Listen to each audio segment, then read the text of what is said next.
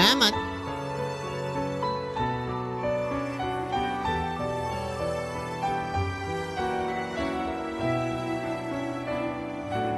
Oh, there it is. We just use this again.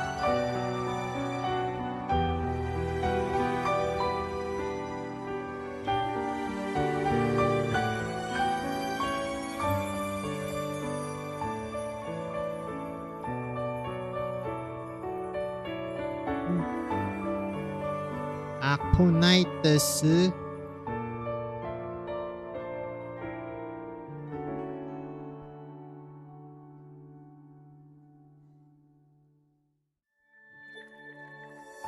Of course, we're gonna start by pulling. My favorite. I mean, mining. I guess pulling 2 with tickets. Alright, folks. We got a lucky 800 last time. Let's make it 1,000 this time. I love my skull calipers. Crow, we lost. Well. So we have an average of 600, huh? Actual middle of the pack. Cool. Reroll. Paparibi-papu. Zip. Wow. My single rolls are insanely unlucky. Oh, it's 3 stars. Story? Okay. And then I can do the after. Since I haven't done this. What blocks the way? Right. I will burn I don't have a through. pusher. Oh, schneezy. Engaging. Go. One push here? That would be a no. Oh well. YOLO. Good timing. Why did I open up with you? Actually. Le tue ultime parole. What am I Nature should doing? not be disturbed.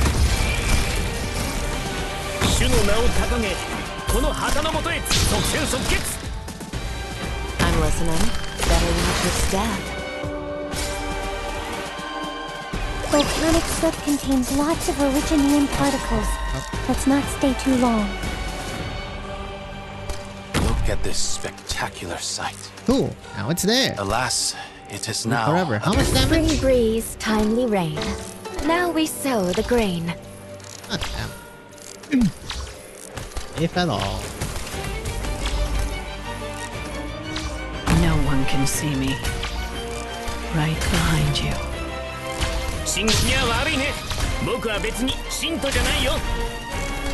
Not away. Life thrives. Get out of my home! You've stepped into my Damn, domain. Ascalon. Hell yeah, AFK is good. One strike, and sunder Oh, the the tides. tanky tank. Retract. Have a sacred course into shadow. No one will find it. The stun doesn't appear to be getting bigger. From us. Your lives are mine to protect. Meet me. Meet your death. One, after all this time, you still tend to war for Really solutions. decent shit. Damn, 155 from Typhon.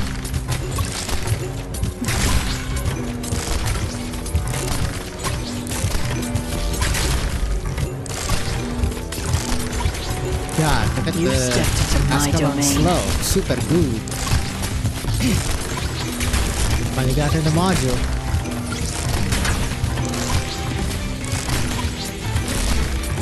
You've stepped into my domain. Bam. One unsteady one. Feel your own self. Oh, Your that gets it. heart's content. Cool.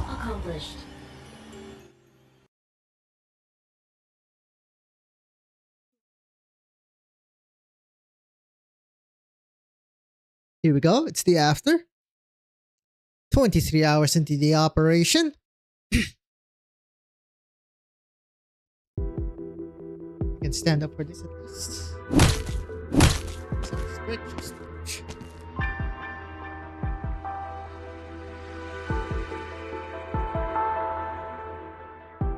The route ahead has been cleared. Hello, Misery. I'll continue scouting the Sarkas army's movements.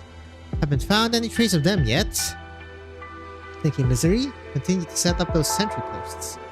Morgan, found any surviving Victorian soldiers where you at? I'm afraid not. Nothing but Originium crystals. I haven't run into any Victorian troops, corpses, or wrecks since we entered the westbound forest.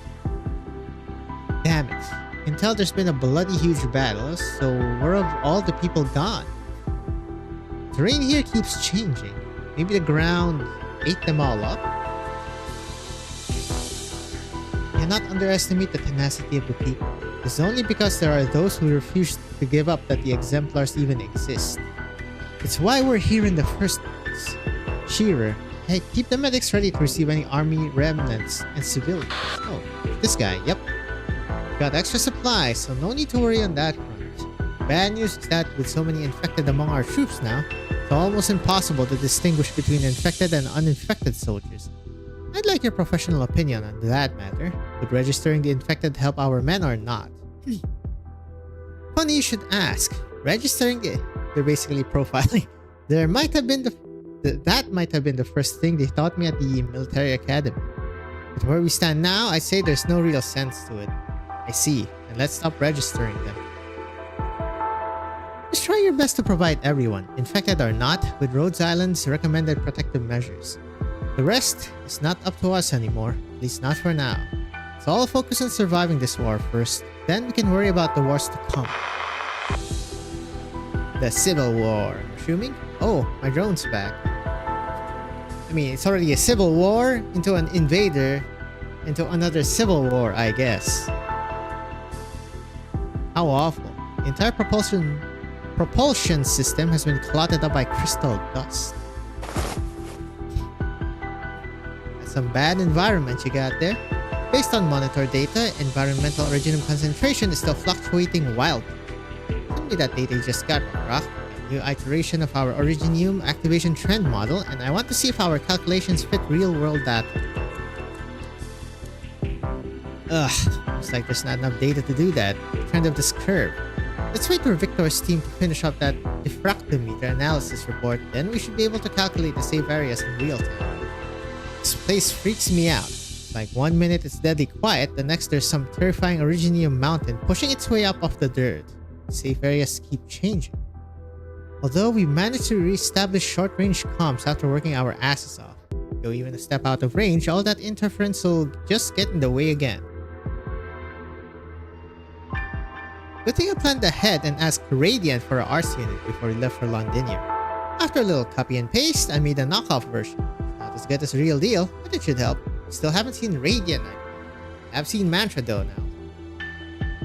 Once we got these portable communications towers up, we'll be able to transmit the locations of the safest areas to anyone on the battlefield who needs them. This information will save many lives. Well, yeah, that's what Rhodes Island does. Horn, status update. We've successfully arrived at Gibson, the last supply point before we reach the front at Silver Rock Bluffs. The reconnaissance team already made their initial scouting report. Looks like there are traces of the ducal armies here, as a pass-through on the way to the front a few days ago. I think we can confirm at this point that the route Trilby Asher provided is safe. Is there anyone in town? The streets are empty, but I can sense the flicker of shadows and the smell of food. We decide against contact to avoid unneeded misunderstandings. Understood. We'll rendezvous with you as soon as we can. Here goes Camandros. And dark. Seems like everything's going smoothly. Best we let our fighters get some rest and some hot soup in them. Remember to save some for my team. It'll be taking a while longer to get back after their work is done. Rock and I still have to head over to Feist. I'm not sure if we'll be able to double our communication range by nightfall, but we'll do our best to finish ASAP. No need to worry, we'll save the best for your people. All just the same canned provisions though, right? Would you like some engine oil for dressing then? Oi! All units, continue onwards until you reach Gibsonham. I hope things can be as peaceful tonight as things are now. Wink wink! Thanks for red flagging us. Oh, hello! All the houses seem to be empty. Have the residents gone into hiding? Gibsonham's not far from the Duke's defense line, so I doubt the Sarkas ever fully captured it. Not to mention that the ducal armies just passed through a few days ago. Horn's caution is warranted though. There might be some scattered ducal troops who want to reconvene with the main army and decide to camp out here first.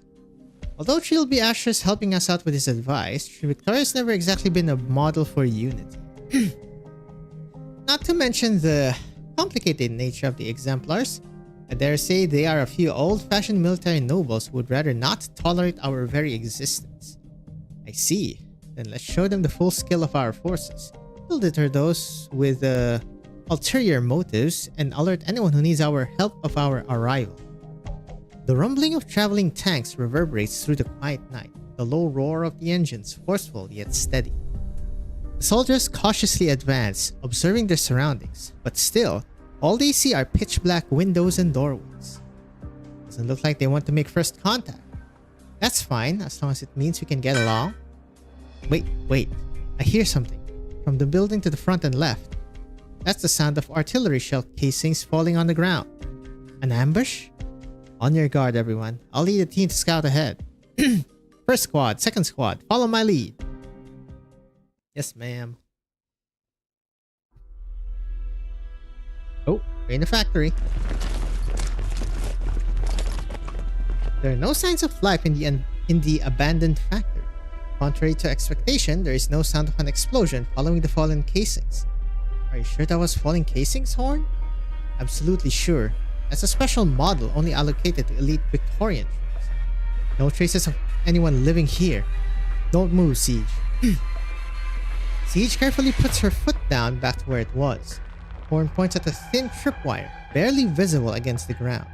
Nicely concealed. What with the surrounding piping obstructing the view, real tricky to spot. Booby trap? No, it's not linked to any explosives. Just a simple alarm system. Based on how they've installed it, I'd say they're military. We try to initiate contact. Yes, everyone, get behind us and prepare to engage. Hello, we don't mean any harm. Our unit's called a secret passage. Get ready to enter. Stay behind my shield. Here come the stragglers. Halt! We're not...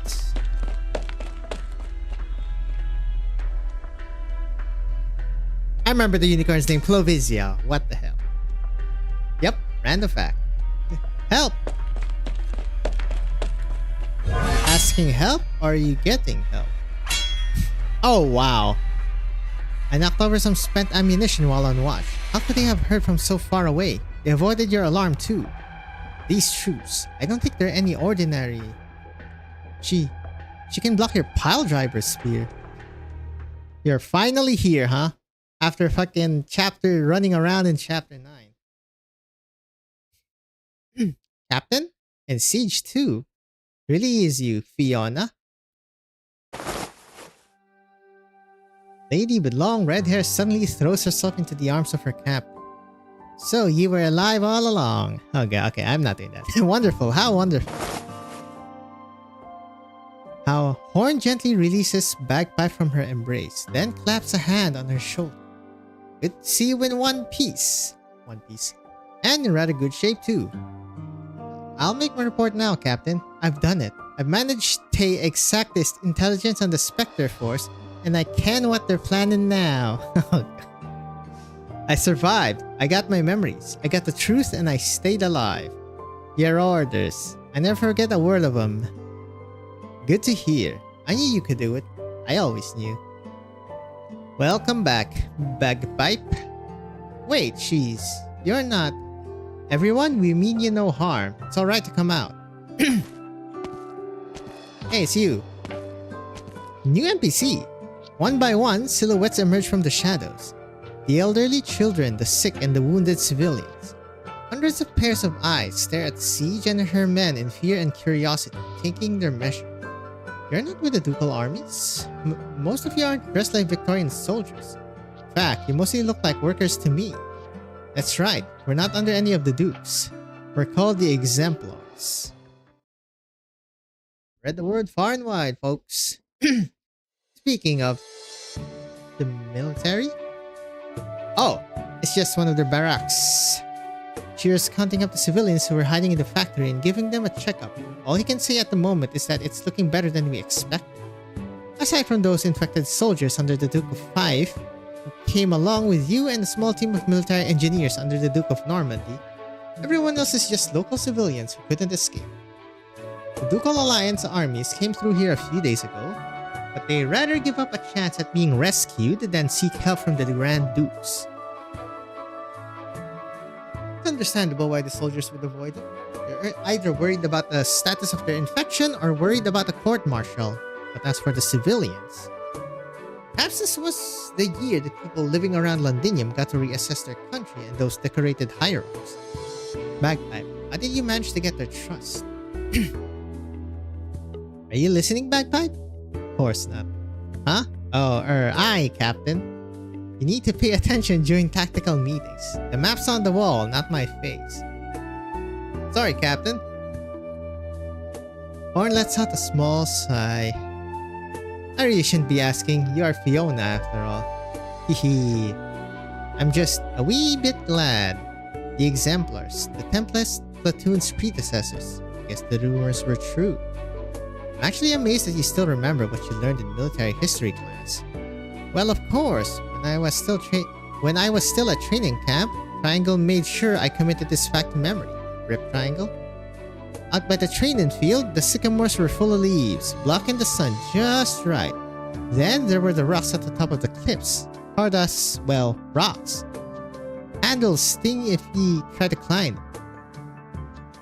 I remember when Shella and Obo... Did Obo die? I forget. Had a wager on who could complete the rock climbing training course the fastest. The loser had to do 100 one-handed push-ups. Obo was a right fool who would have taken that bet with Shello. Maybe you should have reminded him back then. You were even sitting on his back the whole time he was doing those push-ups. I was just helping him with his training. And I'd say it turned out alright in the end, It was just a hair behind Shello the next time. The Exemplars. When the Tempest platoon was first established, nothing was left of this legendary unit from the War of the Four Nations. Not even its unassigned unit ID. But now, it has returned once more to the battlefield. We're all members of the Exemplars now, Bagpipe. As long as our team is still here, we will never stop fighting the good fight. Well, at least in name they are.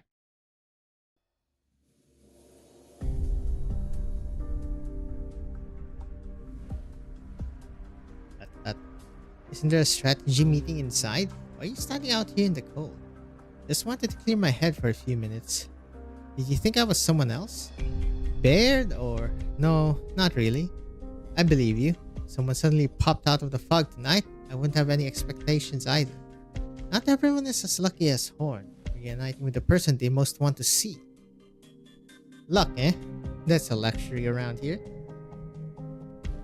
That's enough blues for tonight. We should head inside. Wait. Ducal army? Victorian soldiers? Are they the remnants who stayed behind? No, they can't be. I never noticed them until they got this close. They're the elite of the elites. Aster's men? Ah, it's positively frigid out here. My hands are... Is this Gododin? The days truly are getting colder as they go by. Why, I've only taken a little jaunt and my full plate's already half soaked though. It is Gododin, goddammit. My young friends, won't you invite me inside to warm my hands for a spell? Since you've come all this way in person, I suppose we should show you some courtesy. Delphine? Yes, Vina? Let's show the Duke the way. This guy's gonna be in on the plants? Whenever there's an avalanche in Reac, I always free my schedule to test my skills there. It's a rare form of recreation for me. Apparently, Rhodes Island won't be dull in that respect. At the very least. Yeah, you're crazy, my woman. Confusing avalanches. Alright, 14-4. Breaking the silence. With a... something. Hold on. Hope guides us forward. Oh, these are quite short. Because this is quite long.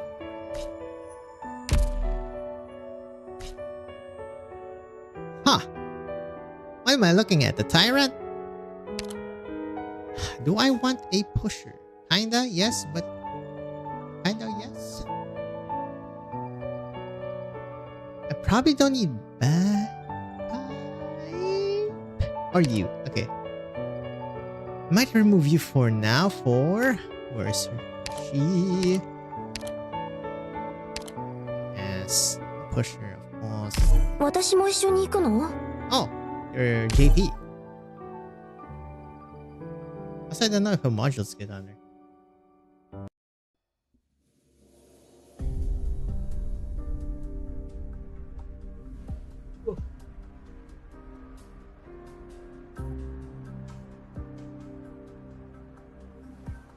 Excuse me. That. Oh, wow. Exactly. Excuse me? Who are you, sir? Much better. Once you reach a certain age, you come to prefer bright and warm places. And is that beans I smell? I was cooking some canned beans for dinner. Do you want some, sir? Don't mind if I do. Would be better if we had some seasoning from home. Perhaps some marinated meat. I was thinking the same. We go the dins. What is it? I ken who you are now, and you're a wee bit different from what's in the news. Ah, well, you can ask your captain. I held her when she was wee. Little Rita touched my horn and asked why her dad didn't have one. I apologize for my insolence at the time, Your Grace. Not many have the nerve to touch my horns, Lieutenants Commandos. You showed courage from a very young age. Or should I say, all of your brave warriors of Victoria. Your defense of Shetley was outstanding, as was your performance at Brentwood. The Exemplars, you call yourselves?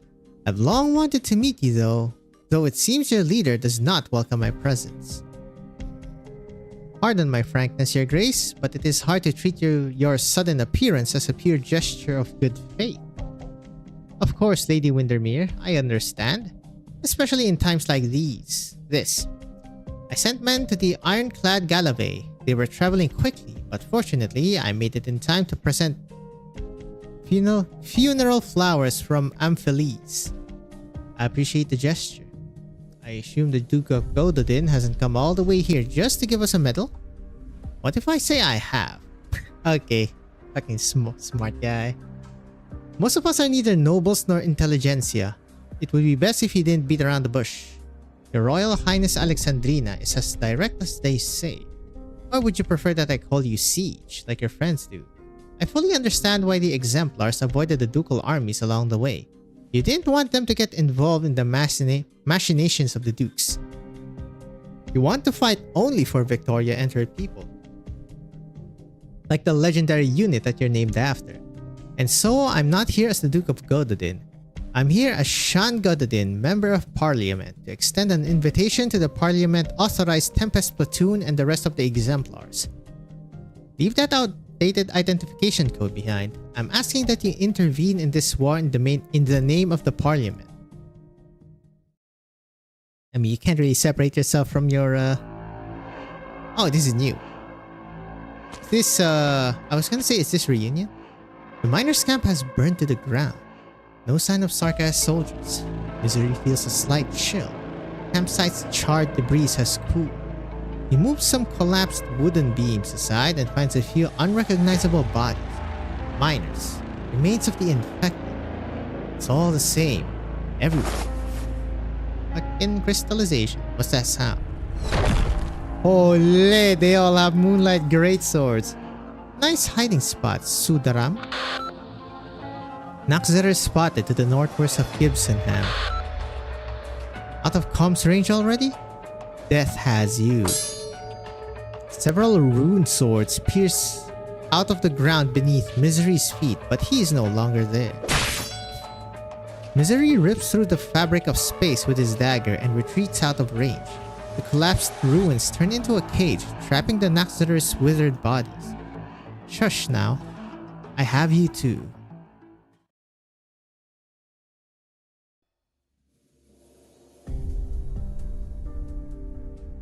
Duke Gododin.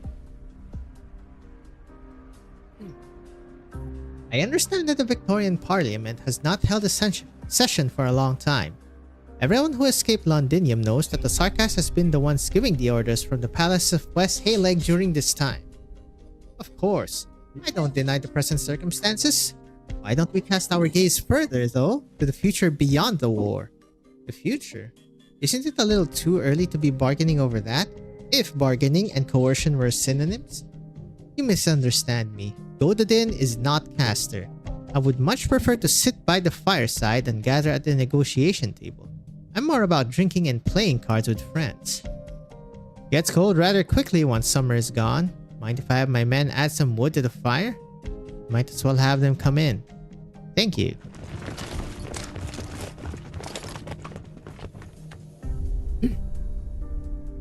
That's much better.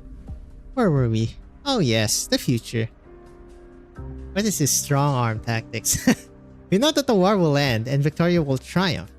The war will inevitably bring, or should I say has already brought about, irreversible changes, ending a 20-year stalemate.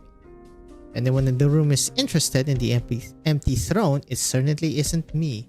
Excellent. Excellent. See? We already have a consensus.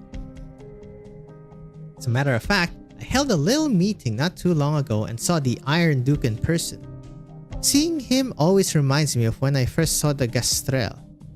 Like so many other children who grew up hearing tales of the Empire's death knell, I searched for the shadow of the ruins that belonged to Lyons, only to find not Gaul, but the glory of the strongest nation of our time, so splendid that I could not bear to turn away. You want us to believe that you care more about Victoria than Gododin? Make no mistake, I would never call myself a patriot. A duke must always put his dukedom before all else. This is not just a matter of interest, but also a duty, a responsibility. But I wonder, what is the difference between Gododin and Wellington? Wellington would still be Wellington, with or without Victoria. But what would become of Gododin if the light of Victoria went out? Perhaps it would survive, but things would certainly not get better. You don't want the Grand Dukes to really divide Victoria. I'm not the only one. You know that. As strong as Victoria is, she is not without her rivals. Ursus, Lithania, and Columbia, Sargon. All the ambitious nations of Terra have their eyes on us. We need a single unified voice to bring stability. This is why Parliament exists. All the ducal realms will select an appropriate representative, including Windermere. That's you, by the way. This is what the exemplars mean to Victoria. No soldier who fights for the cause of Victoria will need to fear betrayal again. ...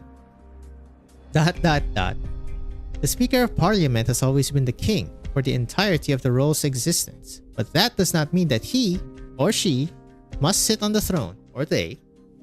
And this is what you can mean to all of us, Your Royal Highness Alexandrina, if you are willing. One speaks as the Duke's words sink in. Only the crackling of the fire Gododin lit can be heard. I have only one question for your grace.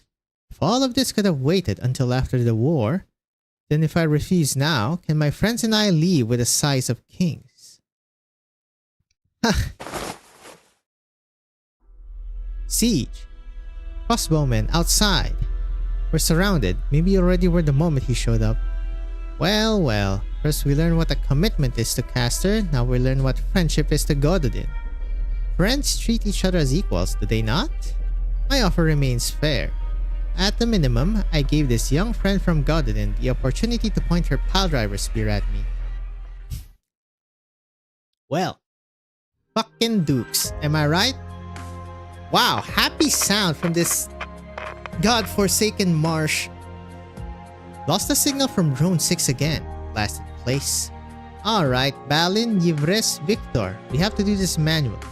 Status reports, everyone? All good here. The beacon's in there and the sensor is running. We're still getting strong interference from the wind and sand. I'm trying to filter out the noise. Waiting on you now, Victor. 5 minutes. The ground's softer than expected. Careful, quicksand. The soil's very different from the samples we collected. I've sent the data back. Got that, Captain? I knew it was a good idea to get you on board, Yvres. Worth a few days of angry stares from Earth Spirit. I want to pronounce this.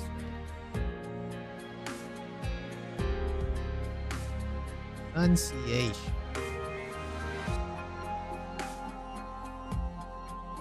Eve. Ivres. Okay. I'm assuming. Earth Spirit. I think you can do with a better working environment closure. Try not to get too much sand in your mouth. Ivres. Stop talking like Amia, Balin. My blood is self-cleansing. Well. Hey, don't just laugh at me. Keep working. The sooner we get the signal tower set up, the sooner we can broadcast the safe zone locations, and the sooner we can go to town. I'm trying. Rose Island equipment isn't like anything else I've seen. I'm already doing an exemplary job. Get it?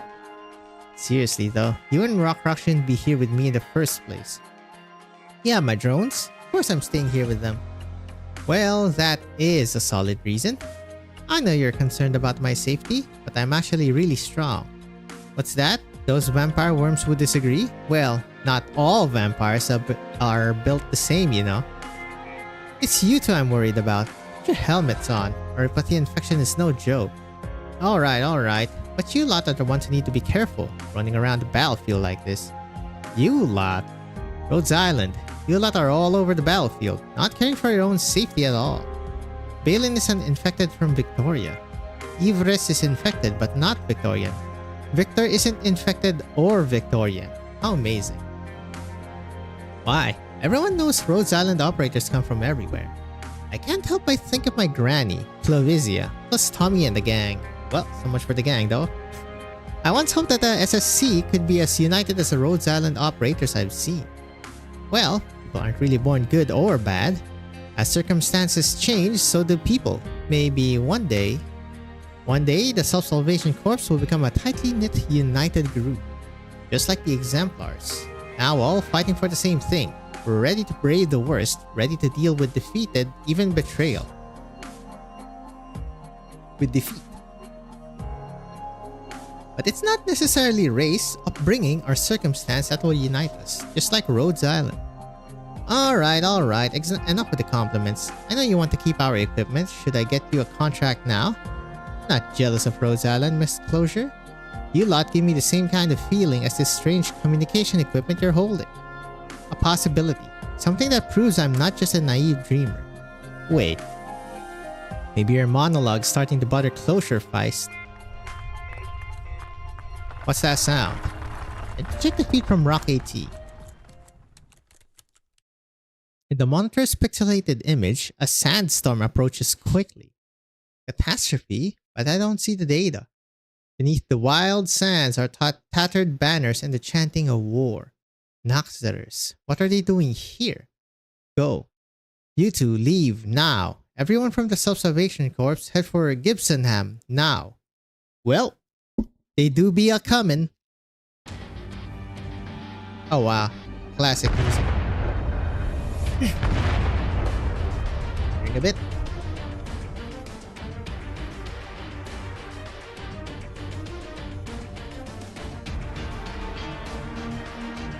What's that sound?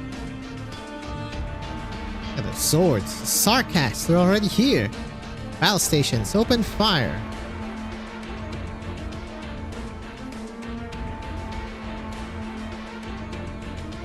Explosions.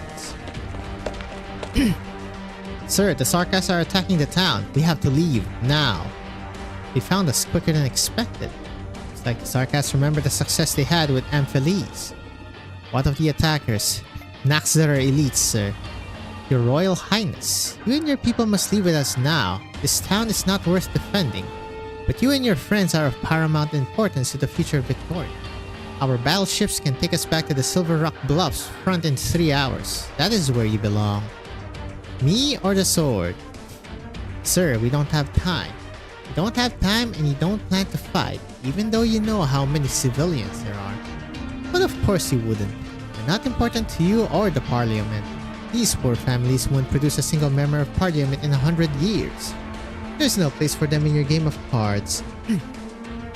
I simply have my sights on reality, Your Highness. Reality. Reality is that the future of Victoria you dream of is to be found in grand halls filled with noble coats of arms. My Victoria is here with his people. Sir. Very well, Your Royal Highness. You're like your father at times. Naive, reckless. Is that so? Not that I care. I don't remember anything about him. Very well. Good luck. Wow, he fucking dips immediately. Horn, order all combat-ready personnel on the plate to their stations now. On it.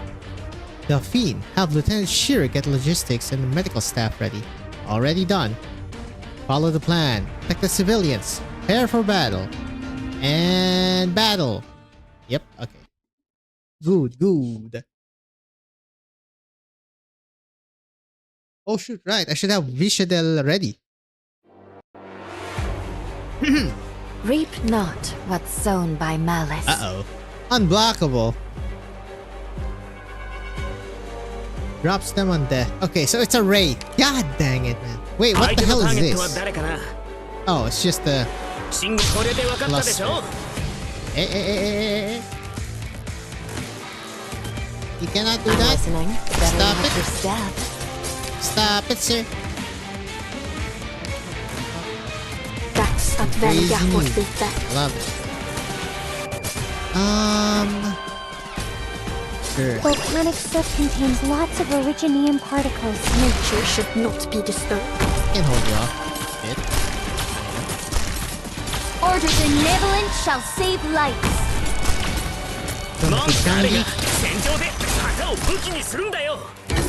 Don't worry about me. Oh, you can use it with puzzle and stuff. Okay. Good to know. After all this time, you still tend to war for salute. After all this time, you still tend. After all this time, you still tend to war for salute. Unsteady posture, wavering intent. Ah, ta. You can go to Strike. Clear skies for tuning. Rain clouds for glue. 信号は安定いつでも行けるよ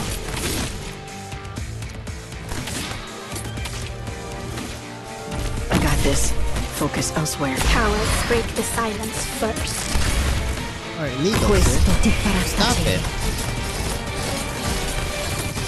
Più Oh, fai God. veloce, Meno farà male. I better watch your step. Follow me into the shadows. Ooh. They are very tanky. Even... I guess that's a Kyobe right there, huh? I know who can hide your fear. Oh, he carries it like that. That's funny. The suffering. Oh yeah, they're very weak to arts. Oh boy. I know how to sink your corpse into shadow. No one will find it. Don't keep me waiting. qui non è successo niente. Più fai veloce, Meno farà male. Mifu, 頑張ろうね。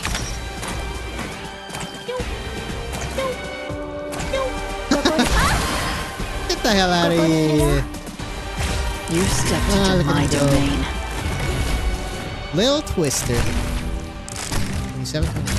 still mulling things over, Dr. Perfectionist? Even Typhon doesn't really do that much damage to these bastards. You stepped into my Low domain. HP though. Quite low HP actually. It's like 1,000? It just has a crap ton of defense. Before and after.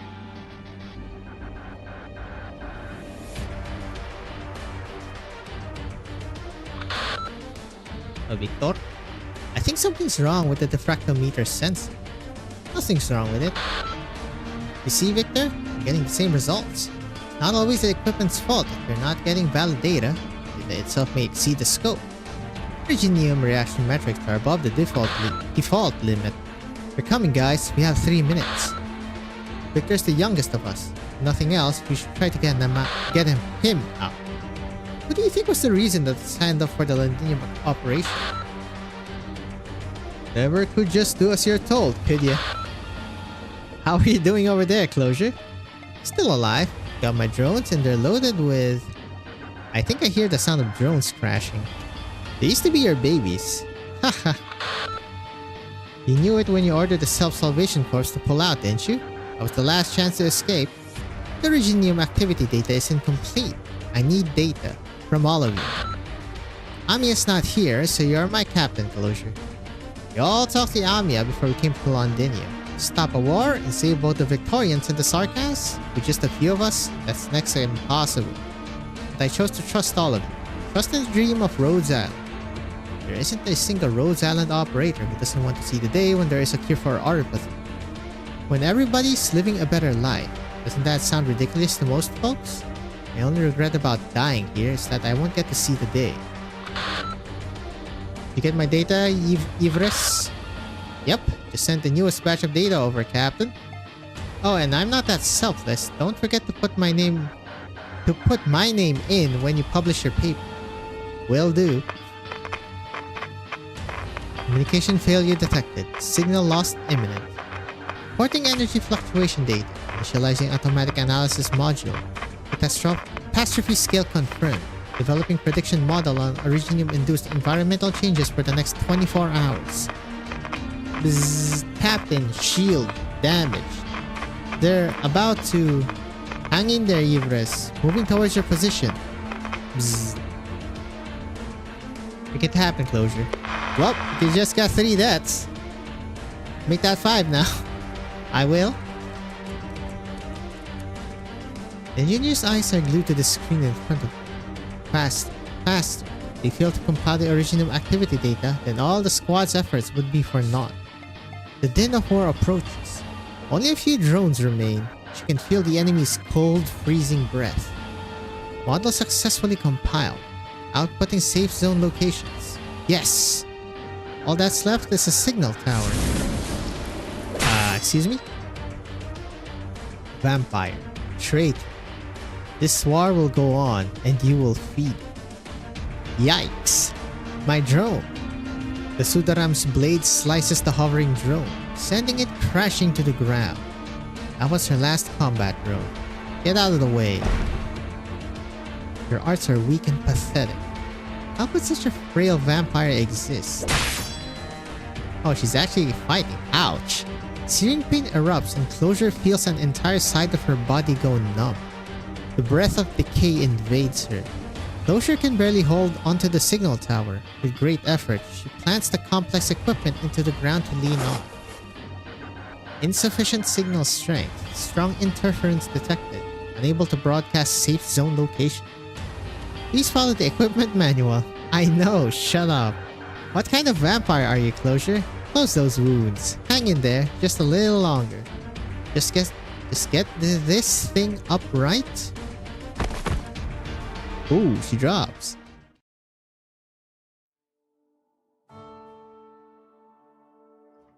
Sleeping in the corridors again? You'll catch a cold. Ooh, Closure backstory?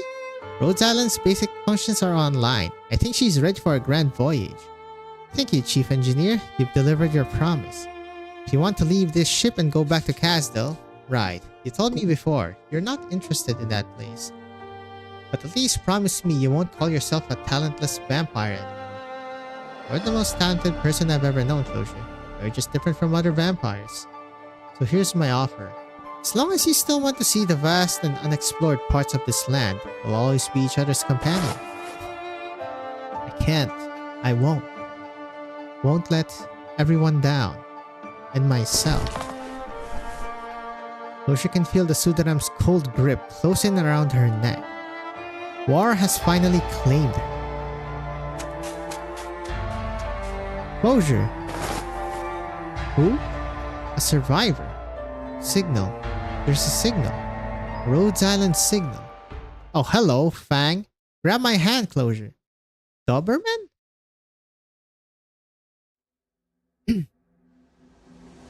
Suddenly, Fang, it's me. Can you stand? Fang. You.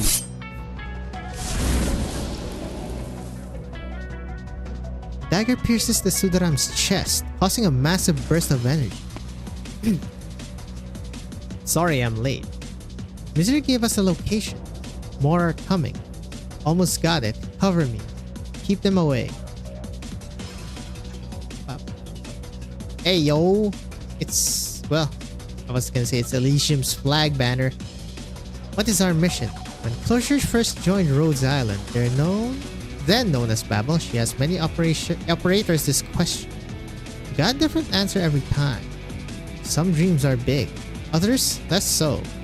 Some gave details, others mumbled, scratched their heads, and gave an unabashed smile. But there comes a time when they all have the same expression, and a time when they all make the same choice. Almost there. This is the last one. Core module online. Communications restored. Hell yeah, brother. Oh. For coming closure, hang in there, it's Dagda. We sent your location to the exemplars. Help us on the way. Final. Closure? Closure, are you okay?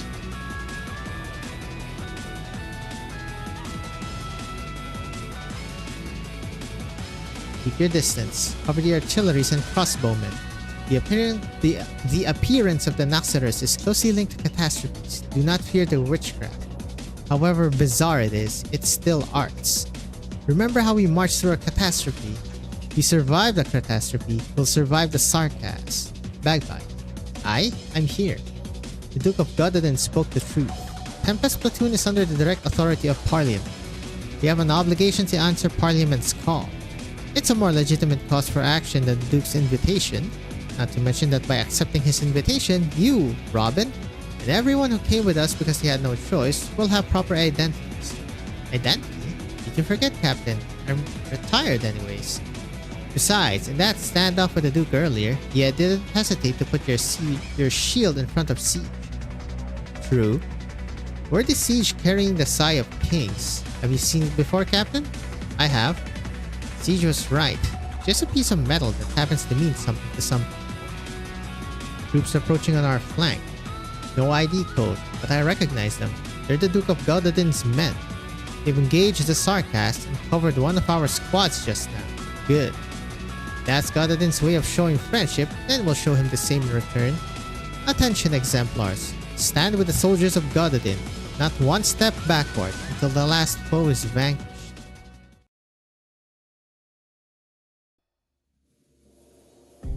This is new, I believe. The ship has reached cruising speed, sir. We're out of danger for now. Good. The Sarcast's witchcraft is most peculiar indeed. Better to fake a moment of vulnerability than to have them constantly harassing our rear. Leader of the Naxxramas has not been sighted, nor any other known powerful Sarcast. I suppose they don't see Gododin as nearly the threat that Windermere or Wellington are. I could call that a relief. The size of Kings has not left Gibsonham, God. Sir, should we move on to the next phase? What do you think of them? More of a challenge than expected. Alexandrina's forces are growing, and they are more organized and effective than we thought. Oh, I don't mean as an adversary. The exemplars, like you said, they look the part. And they've worked well enough with the troops that we left behind. Rita is with them, and looks more like the legendary White Wolf than her father did. And Windermere isn't quite as weak as Intel had her.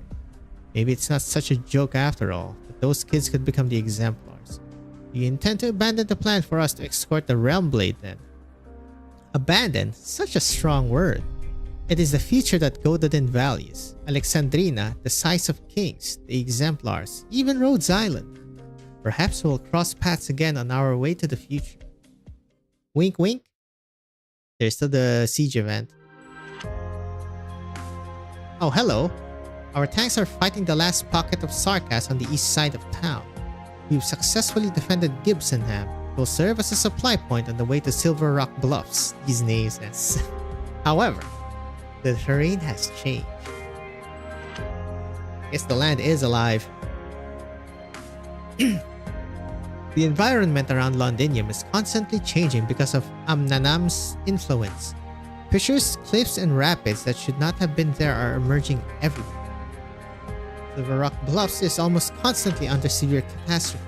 It's hard to say where our foot will land when we put it forward. I wouldn't have believed this was our Londinium if I had anything less than absolute faith in Rose Island's data. The sun on the meadow is summery warm, filling our home with euphoria. After this war, we might have to change our national anthem's lyrics. Is this time to be having a laugh? You wanted to say we'll think about it after we take it back, didn't you? But even if we really went back, would our home even return to the way it was? That's why we're not just going to win the war. We're not going to let the Sarkas destroy Londinium in the war. We'll overcome the storm ahead, and we won't abandon the home that the storm has ravaged. Feist told me his squad picked up more distress signals nearby. There may be more lives saved yet. Areas where fighting occurred with the Noxiders will need to be cleaned up. Rhodes Island operators will provide the usual assistance. I want the Exemplars to work with them on these post-combat affairs. Establish supply lines, rescue and transfer the injured, and rally those who want to join us.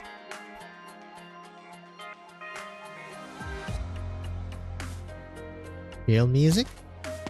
Chill vibe. The troops who returned from the front line have assembled. Counting in the Godadin soldiers who have their IDs wiped, the Exemplars have far exceeded the scale of a regiment. Want to join us? I met with their officers. They said the Duke of Godadin left before they could board the transports. Preliminary screening indicates that all of them are infected. Sounds familiar, eh? The Duke of Godadin left his infected soldiers behind, just like the other dukes? Or maybe he intentionally picked a bunch of soldiers who have unfortunately gotten infected and sent them over to us. I suspect he has ulterior motives. The performance of those infected troops indicates that they're different from those we've seen before. I wouldn't call them stragglers. Godadin's intention is to keep an eye on us, then we should probably try to lose these people, or at least separate them tactically. No. You know the dukes better than I, Delphine. There's a very good chance that you're right. But right now, there's nothing we need more than unity. Even the Exemplars choose which parts of Victoria they're united. What would happen to the future that we dreamed of? Godadin very likely knew that we couldn't reject those men. That's why he let us leave so easily. Then we need to be ready. This is not the first challenge we've had to overcome, nor will it be the last. Sarkas Amnanam, Pastor the Dukes. It's not just one storm that the Exemplars will have to weather. I'll let Lieutenant Shearer know. To be honest, everyone's happy to get some new blood. Plus, they're all infected. If it's really true that Godadin has not abandoned them, that in itself is worth celebrating. Perhaps the unity that once seemed impossible is actually within reach.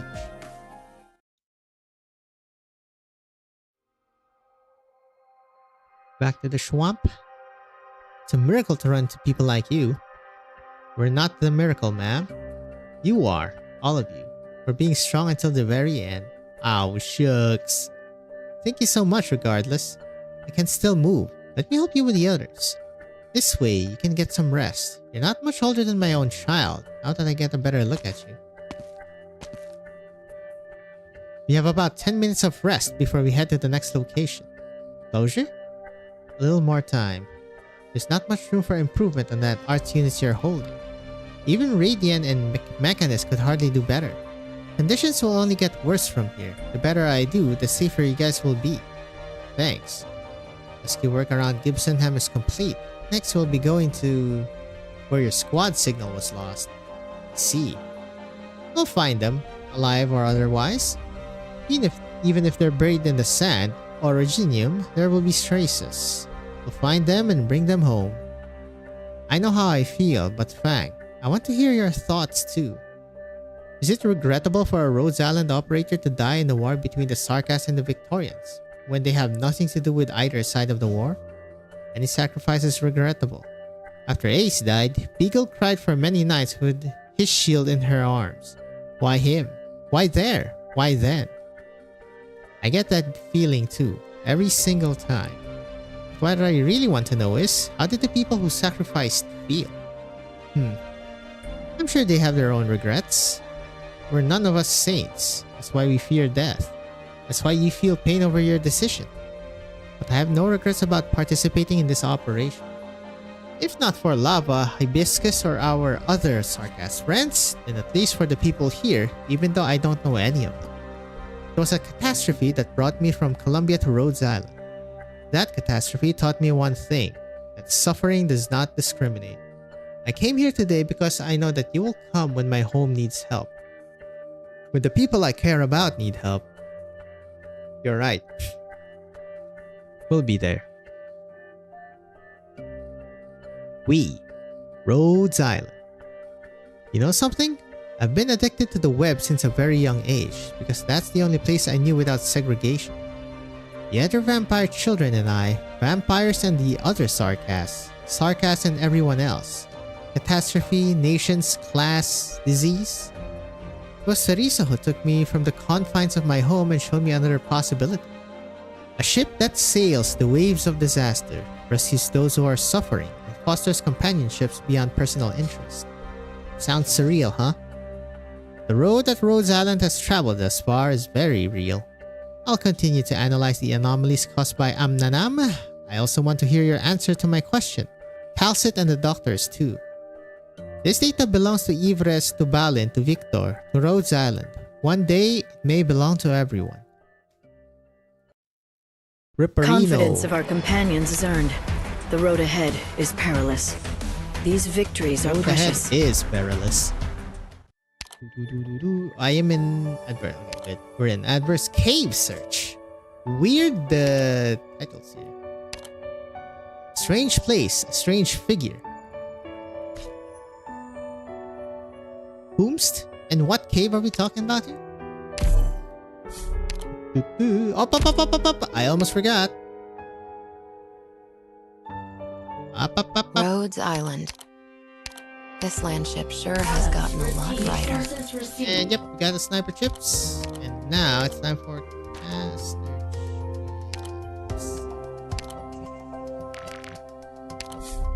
That's alright? Yeah. Douglas is cast. Oh, yeah, 1 hour, huh? So what's that? 9:30 for me. Whoops. Wait. No. I'm dumb.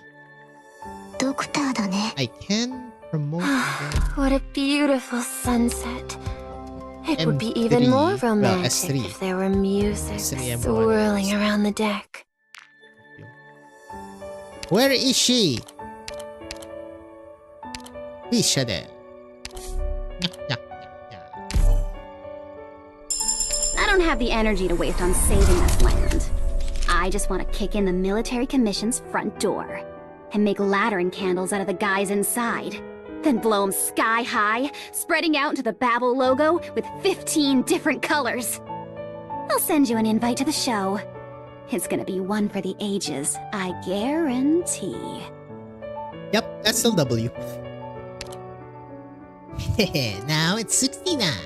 Very funny.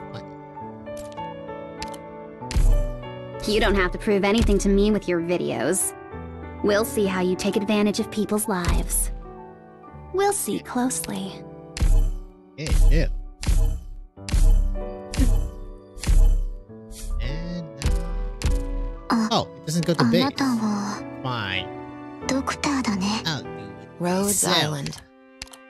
This landship sure has gotten a lot brighter. Where are you? If no Show me one's gonna skill do 3. anything about this door, Maybe I'll I was just wrong fix it with myself. what's You her have a face? pretty big Ascalon? ship here. Whoops. But it's not nearly as roomy as an old Iberian flagship. Oh, I only have 44 skill 3s? Oh boy. Do I have sniper? I mean W is.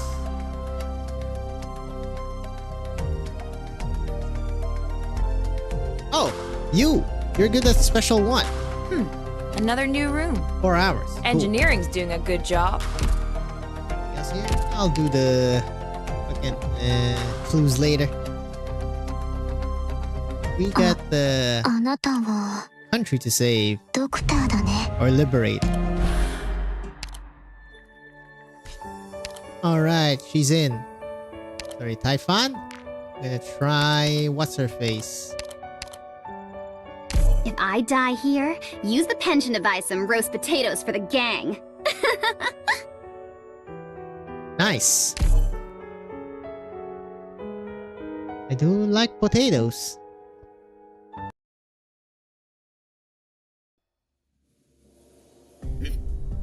Hey yo. Abandoned mansion, Londinium outskirts. Is she back? Not yet. Damn, it was hard enough dodging those devils. How did she survive and even find us? How the heck did she know that I did business with the devils? Well, consider the business deal lost. Is this Chan? What about you? How'd she get you? She held a crossbow to my head. Never mind. I knew her from before. She didn't used to be so... what? Is this a Glasgow gang member? Go on. No, I didn't. Soldier who has served the Dukes all his life lies on the ground, crossbow pointed at his forehead. The voice of the one holding the crossbow is cold as ice. I'm waiting. Is that Baird? Milscar, sorry, Milscar. I shouldn't have. Nope, the bolt pierces his ear. Ouch. Some people punch holes in their pets' ears as a sign of ownership. Milscar. That was allergy. Man's not a pet, of course, but sometimes they're not so different, are they? Now get back up and get me a status report. Have you done what I've asked of you? Yes, ma'am. Well, the reception at the monitoring station was really bad, so even though we tried to gather as much information as possible, skip to the conclusion. Based on what little information the Trilby Asher left behind and the occasional intercepted comms, we can confirm that a unit called the Exemplars has been formed, and its leader is most likely the one you spoke of, Vina. They seem to be headed for the front at Silver Rock Bluffs. Silver Rock Bluffs. They're really staying in this war. Keep at it. Notify me of any new developments. Yes, ma'am.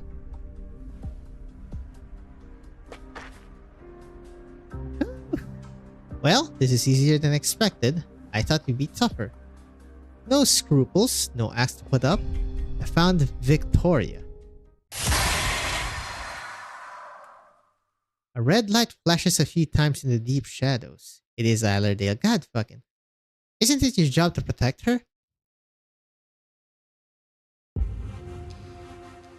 43 hours into the operation. I knew you would come. Tadara. Ursula. That mad bomber W came once to set up this prison. Ines came twice to show compassion. Same old Ines. Always a tad slow with her retort when she's focused on someone else's shadow. Whoops. Did I press something? Now it's you. What have you come to say? Up, up, up, up. Have you thought it over? That's my line. Your situation is perilous. Your only vehicle lies disabled. As the pilot, you're very likely to know something that you don't. Probably am waiting for the right time to strike. Really, you should kill me, Hodder. I would rather you help us with what you know. In your dreams. I already turned you down once. You give me too little credit if you think I would change my mind just because I'm a prisoner. 3 times. What? You saved our lives 3 times back in Castle. My life once, Ines's life twice. You wrote all that in your diary? Name your price. I'll do my best to pay it. You'll go bankrupt if you quit the mercenary life to open a business. I just want as many Sarkas to make it back to Castle alive as possible. Such grand ambitions. But enough chit-chat. Let the old rules of Scar Market lie buried beneath Castle. Our debt is settled. One last warning, Hodder. Kill me now or you'll regret it. Did it ever occur to you that we both want the same thing? Enough of your righteous crap. Don't try to buy my life with your flowery words, old friend. You're not much better than money. A mercenary takes no sides, but you and I aren't really mercenaries anymore.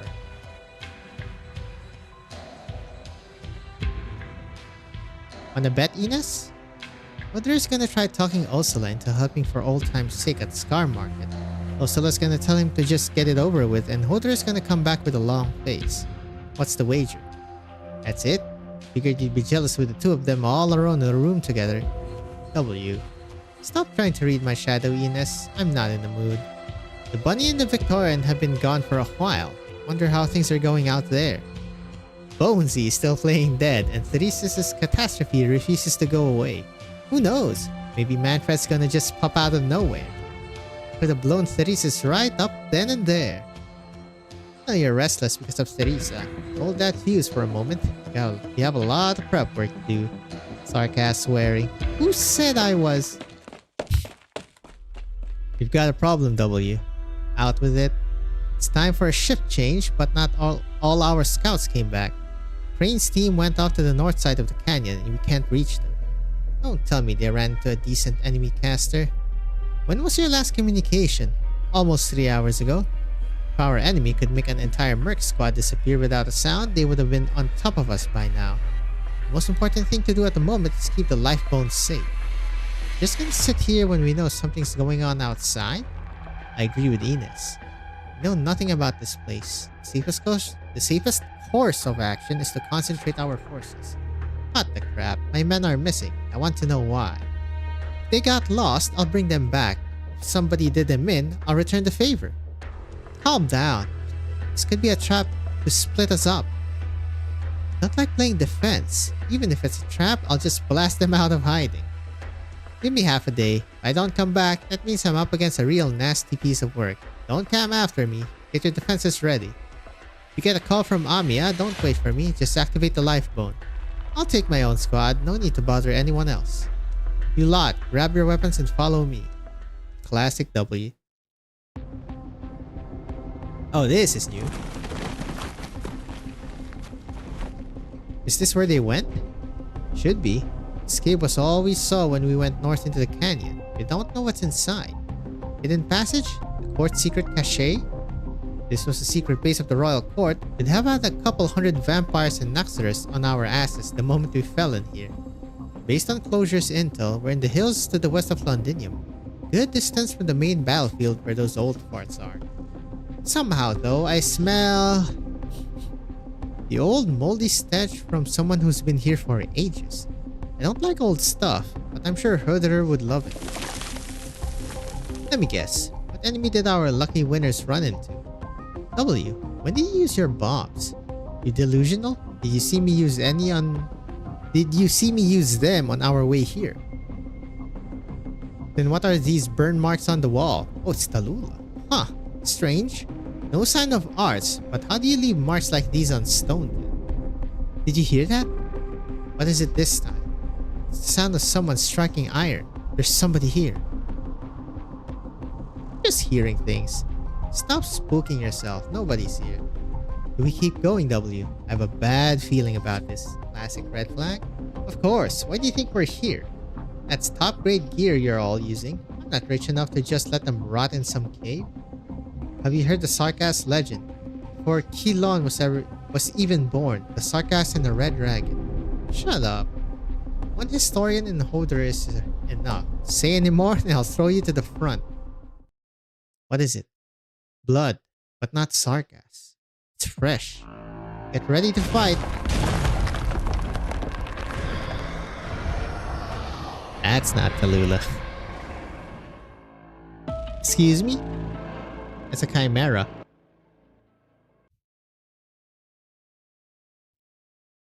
Well, I guess Sarkas and Red Dragon, huh? Cave search. Well, makes a lot more sense now. The sunset weaves a silken river. Heaven and it stays earth there, we're bolster Gucci. me upon departure. 相手のターゲットは誰かな。なんでこれで分かったで Does しょ it hit here? I can find it. Le tue ultime Yes. Non mi interessano comunque. Yeah. That's the Chungus. Spectacular sight. Alas, it is now a battlefield. I think cover there. Coming from the back. I guess I should put Chongye here. Whoopsie. Oh well. Volcanic see. soot contains lots of originium Alright, particles. forgot to read. Let's not stay too long. I'm listening. I will sink your corpse into shadow. No one will find it. Front. 1,000 moves in one breath. いや悪いね。僕は別に信徒じゃないよ。 I got this. Focus elsewhere. After all this time, you still tend to war for solutions. Roar. Strike! and Oh my sunder the goodness, I tide's just depth. realized you were here. Hello? Leave AoE. no peace bereft. That fucking hurt, bro. Oh. Wait, is he flying? Trouble, friends. Oh my. Okay, Crash you the really mission want a briefing. healer. Come on, Aya. Ashes from volcanoes. They consume. 誰が戦場で旗を武器にするんだよ Più fai veloce, meno farà male. Lunch after all this time. You still tend to war for solutions. Right. The Revenant's back. Now, wait in line. God, okay, there. Plenty for everyone.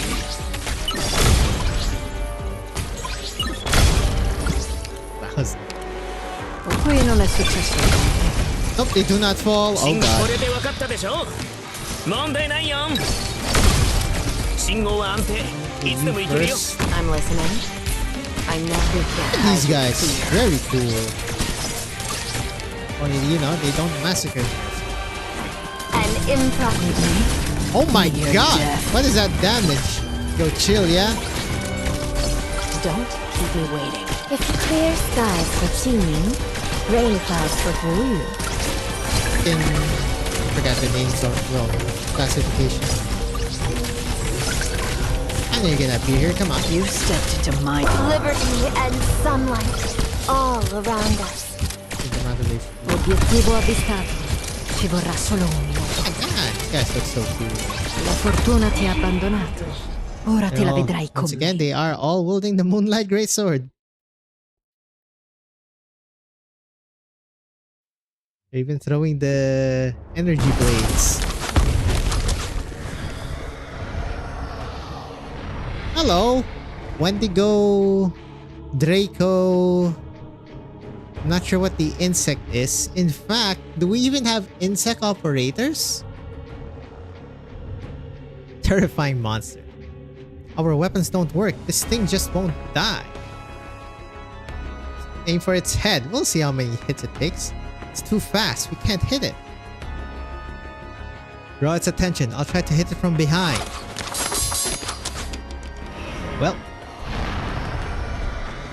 What food is that? Oh no! Mercenary attempts to go around the monster, but one swing of its tail sends him slamming into a rock wall. Ouch. None of the attacks seem to have caused any real damage. It flaps its wings and scorching winds engulf the cave, making the air even thinner. The ground quakes and spikes erupt from under the earth, hurtling towards everyone. Shut up. I said shut it, you short-legged moth. I'm trying to check the feet. Look at that. Song like pride. The monster immediately locks onto where the damage came from, surprisingly agile for its size. In the brief time it takes W to reload, the monster has already closed the distance, its fangs nearly grazing her face. New music too, I believe. Don't know how you got that ugly mug, but you'll need a bigger one to eat me. Chew on this instead, sucker. Classic La Bomba.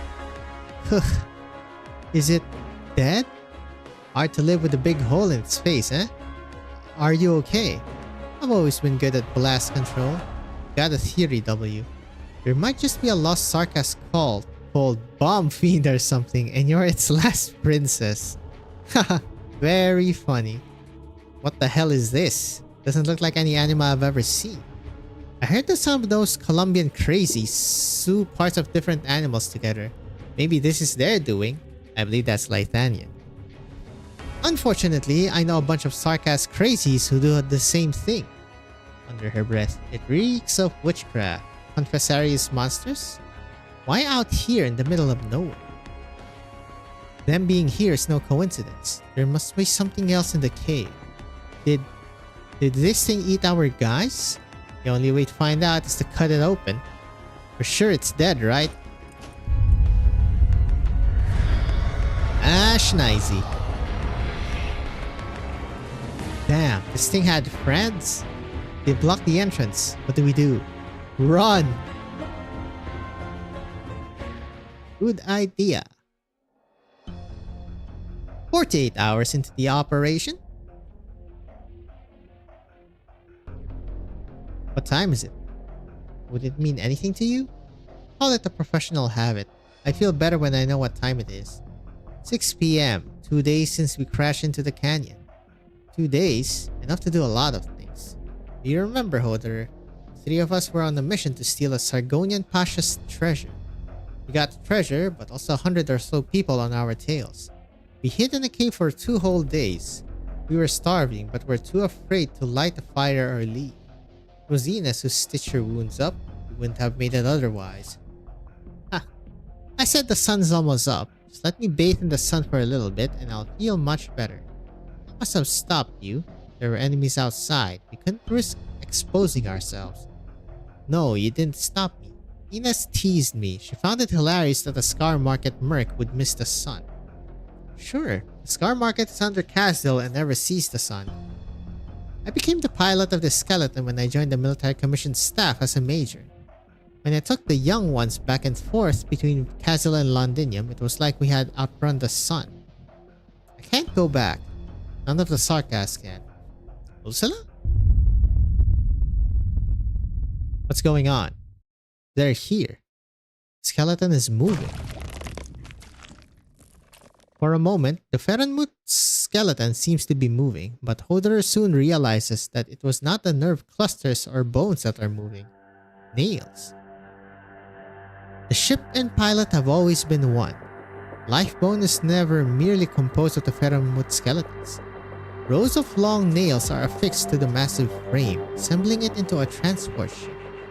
One of them, infused with her arts, pierces through the critical section of the spinal column. She and the skeleton have always linked by witchcraft. The arts of the royal court's casters have connected to the skeleton. I can sense it. No need to be anxious. It's not going to wake up yet, but this little bit of connection and what remains of the Ferenmut's powers on this nail are enough for me to get out of here. This snail belongs to me. It's linked to my bones. I'm taking it with me. What happens when the Ferenmut's powers are applied directly to the human body? It's not so bad to cut loose once in a while, just like the old days. Spine is cracking. No. I told you, Hodor, that you'll regret not killing me. Or would you say that this is just another inevitable chapter of history?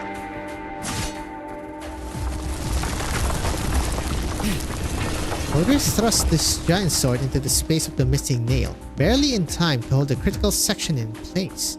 But even this fleeting moment is enough for his prisoner to escape her chains. Ursula leaps through a crack in the ribs, disappearing into the fire along with the bone and damaged nerve tissue. Ursula, the hero drifting among the shards of history, always trying to save others. Have I ever told you that the name suits you better? Well, you gotta run away. Angry roar. Ooh, you again. What the hell kind of cave is this? How many of them are there? It's a dead end ahead. I wasn't planning to escape from the front. I just needed space for my bombs. Get down!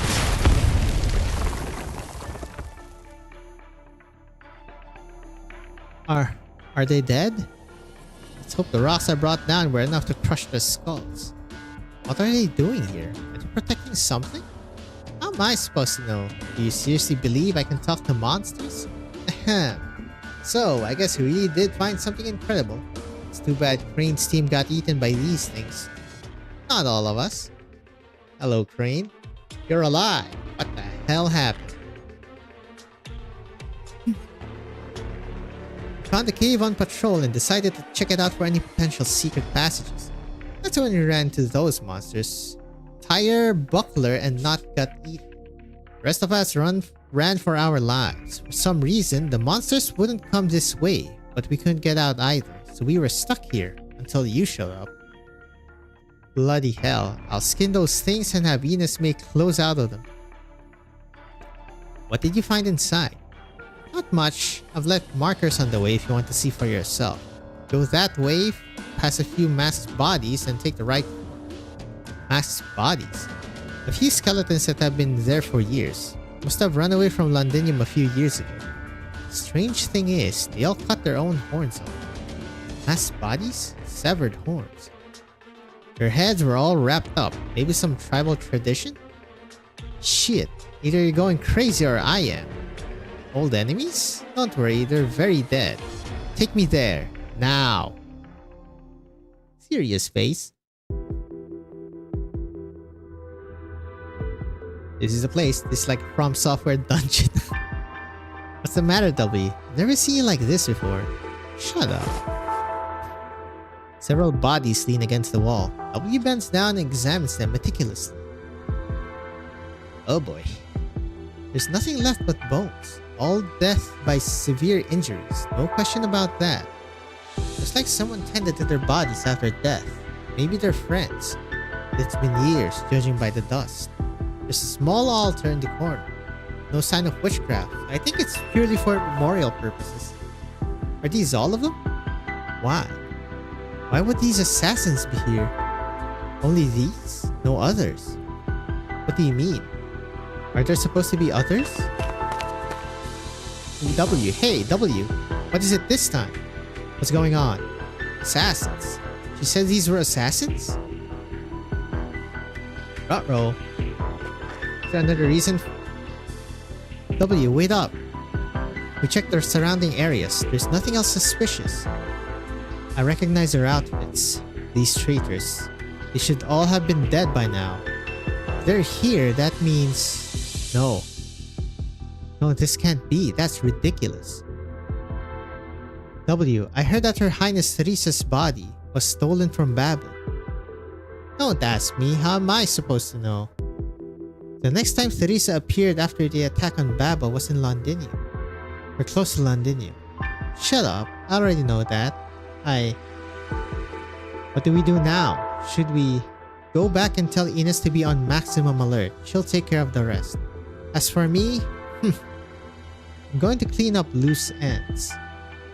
Oh, there you go. Go and renegade. Teehee! This is meaningless, mercenary. I see no reason for us to fight. The war is over. Whether we live or die is inconsequential to this outcome. Don't get to talk about meaning. Her blood is still in your hands. You and your accomplices. Anyone still alive. I'll find all of you. You can run and you can hide, but I'll find you and tear you apart, bone by bone. I know my sins better than anyone. I would have ended my own life, even if I hadn't run into you today. Go on, do it, if it quells your worthless anger. But you're too late, mercenary. You couldn't save her. Whoops. Shut the...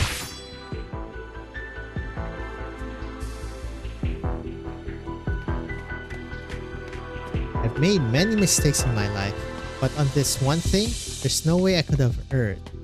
Killed all the traitors. I remember exactly how each one died, even the expressions on their faces as they went. But why did these scums die here? Halsit said the confessary resurrected her.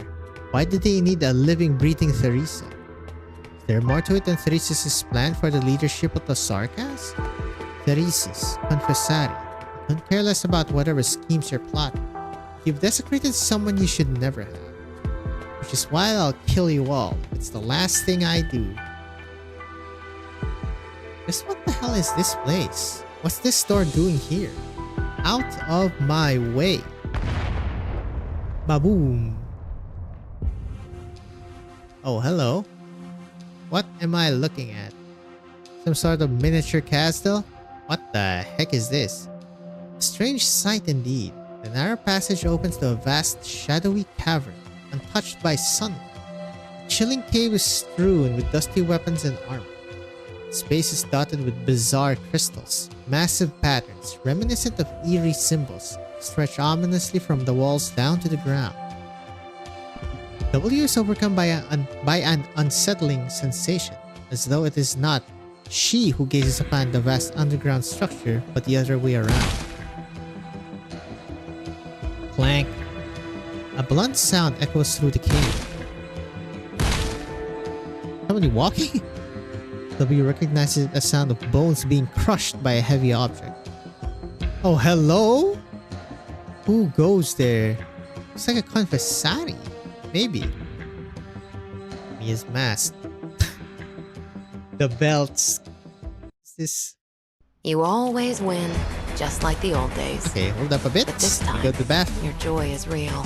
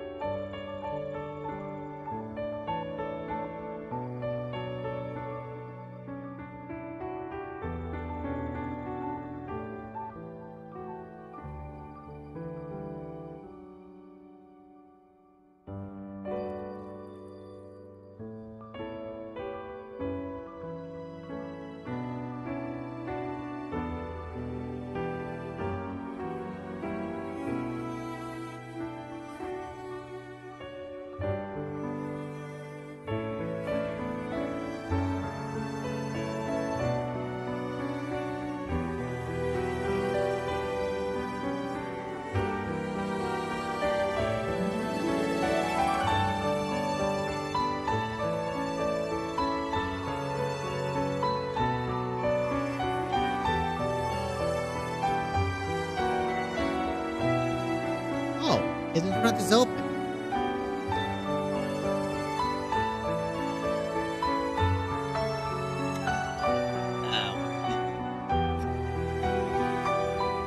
What is this?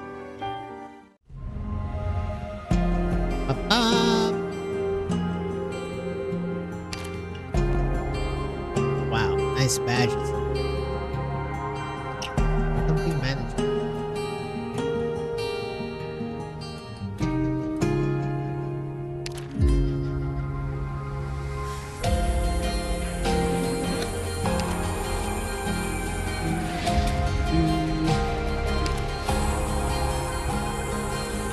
Huh. Wait, ending?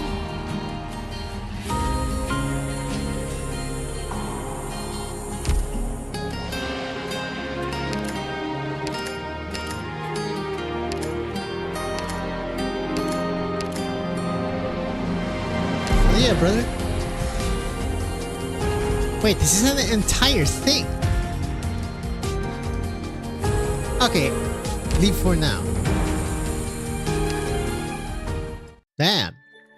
There's an entire mini game there that I won't touch for now. I'll just finish the story first.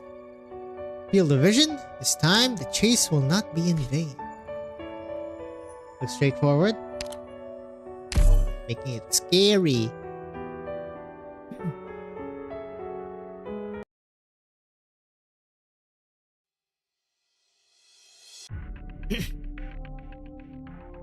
Paprika, paprika. Hey, stay still. Let's run for it. What are you talking about? Haven't you noticed? The mercenaries under that W are all gone. The military commission's troop must have arrived. All the more reason to not run around and get caught in the crossfire. Don't forget it was the military commission that hired us. They've come. It's curtains for the guys here. If we make a run for it now, we could still explain things to General Manfred. Want to go back to him? He just send you back to Victoria to kill more people. Is that what you want? I think we have a choice. What do you think the General will do to us when he finds out that we surrender? I'll run errands if they tell me to run errands, and I'll kill if they tell me to kill. Whatever it takes to survive. You want to stay? That's your choice. I'm going. Goodbye. Well, yep. Immediately. Immediate karma. Fucking blown to smithereens by an artillery. 50 hours into the operation. It's only 2 more hours then. Hello, Nadine. Aren't you the lucky one? Major Ursula. It's not every day that you get to lose a critical objective. Be captured by the enemy and still make it back in one piece. Looks like you got along well with your old Scar Market buddies. Hold up.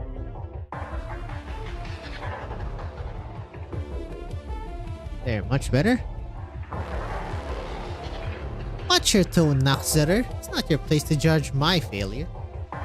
Oh, did I skip something? Nope. Regardless of the circumstances, Major Ursula's survival is good news for the military commission. General Manfred, I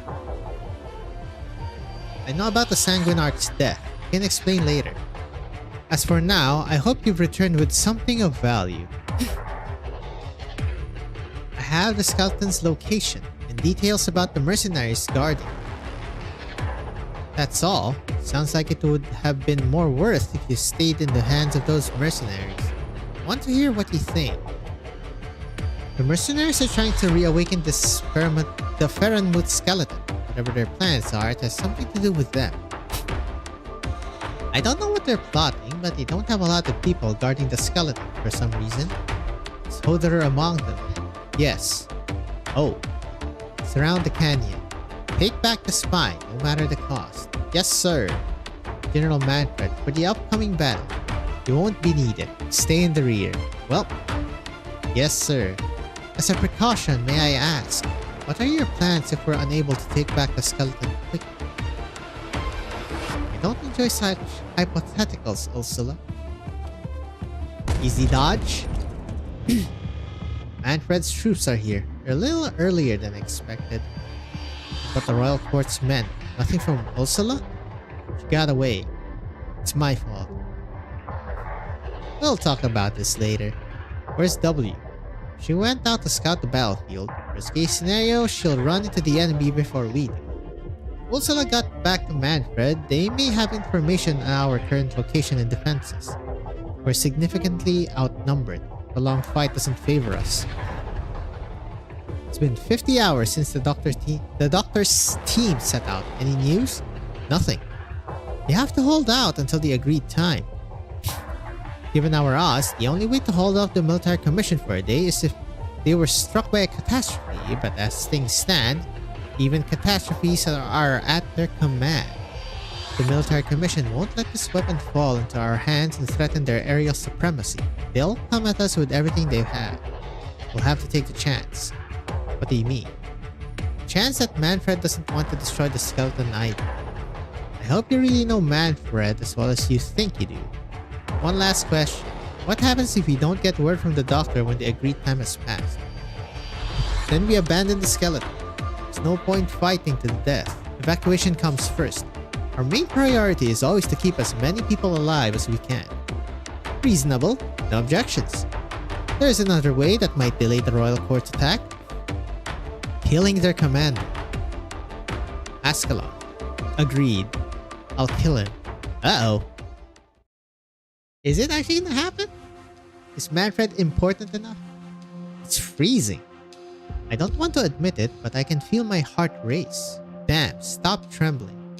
It's just like that time when I had to face Tallulah alone. No, even worse. This strange figure must be the master of those monsters in this realm. Yet I sense no hostility from him. It's as if my presence is not worth his attention. He just keeps hacking at the crystallized bones with his axe without even looking my way. Did he kill all these people? I have my finger on my trigger, but I can't move an inch. Hold yourself together, W. Haven't you seen your fair share of monsters by now? Find out who he is and what this cavern has to do with Teresa. Pry it out of his mouth. That's what it takes. Is this Wishadel? Alright, I don't have time to waste on you, you sorry piece of wood. I have a few questions and your answers will decide whether my next move is to throw bombs at your face or not. This is a Confessarius altar. Are you a Confessarius? Clank clank. The relentless and haunting sound of axe striking bone echoes through the cavern, as if carrying the weight of eras forgotten. He slowly opens his mouth to speak. I am a servant of Kisar-Tusaj, the King of Sarkas. Also, you have the Final Fantasy belts going on there, I should say myself. Very cool. They have that same like green-red eyes. The bloodline of the king perseveres through life and death. If he who serves the King of Sarkas is a Confessarius, then a Confessarius I am. So you can talk. I'll give you a chance to introduce yourself before I shoot. What is this place? What does it have to do with the Confessari? Lidkoa, the key. But this key opens no door. Not anymore. Now I am merely the warden of this deep, dark tomb. What are you talking about? A tomb? A tomb? For who?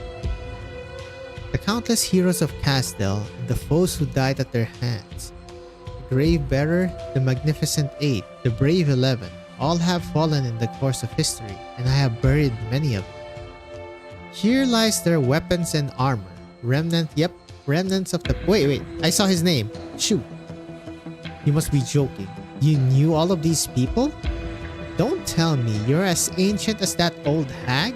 I don't know why you old freaks keep clinging to the past, says W. Are you going to let yesterday's bad jam stop you from eating today?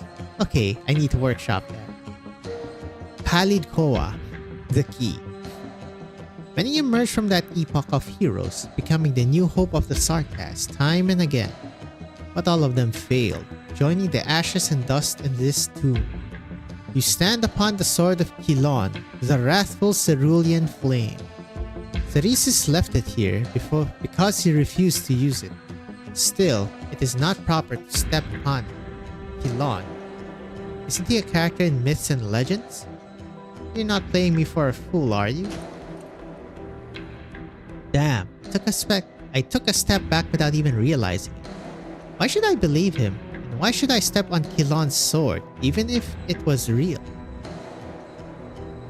I have answered your questions. Now you shall answer mine. Why do you trespass upon his place? Clank. The axe swings again. Shockwave almost makes W take another step back. I'm here to pick a fight with the Confessari. What's that altar used for? Tell me, or else. The mission of this altar has ended. No one visits this place anymore, except fools who stumble upon it. That strange fellow answered all my questions with flat interest. Clearly he'd rather return to his work with the axe than engage with me. I've lashed out at him, but my anger was met with no response. It's like throwing stones into a bottomless pit. What did he mean? He's not with the Confessari? Couldn't he have come after me with his axe the moment the words left my mouth? Hey, I'm talking to you. Smoke clears, but the gaunt figure remains upright. I didn't think I could take him out with a single bomb, but seriously, not even a scratch? Futile. This vessel will never change again. A failed vessel that has been denied both eternal life as the instrument of the crown's coming and the sweet release of death. Presume he's talking about Teresa? So you're one of the Confessari's failed experiments too? You feel bad for yourself? I could free you from your suffering. It is but futile.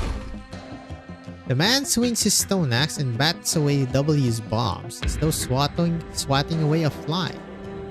Good, I got a response from him. Means there's a chance. 3, 2...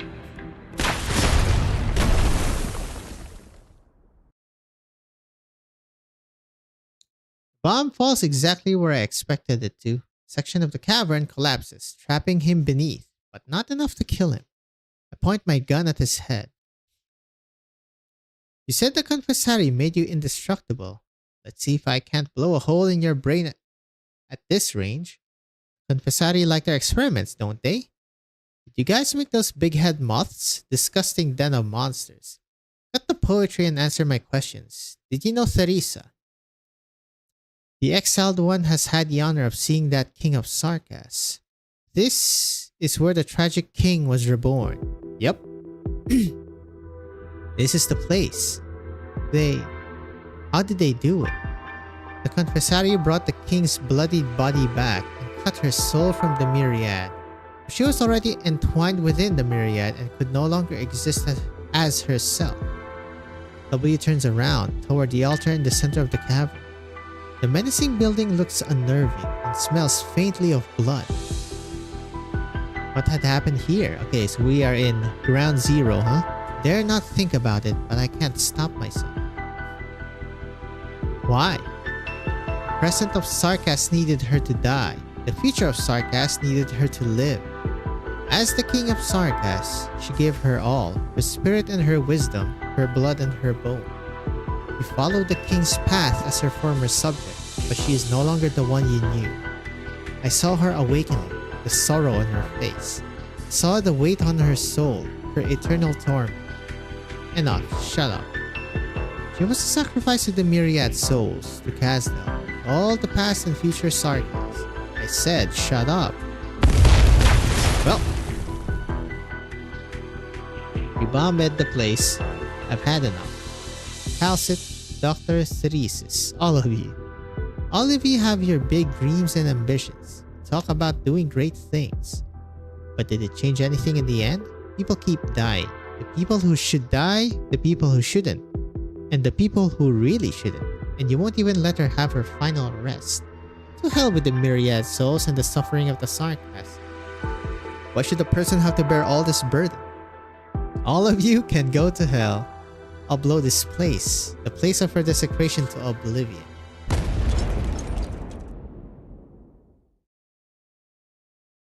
Whew.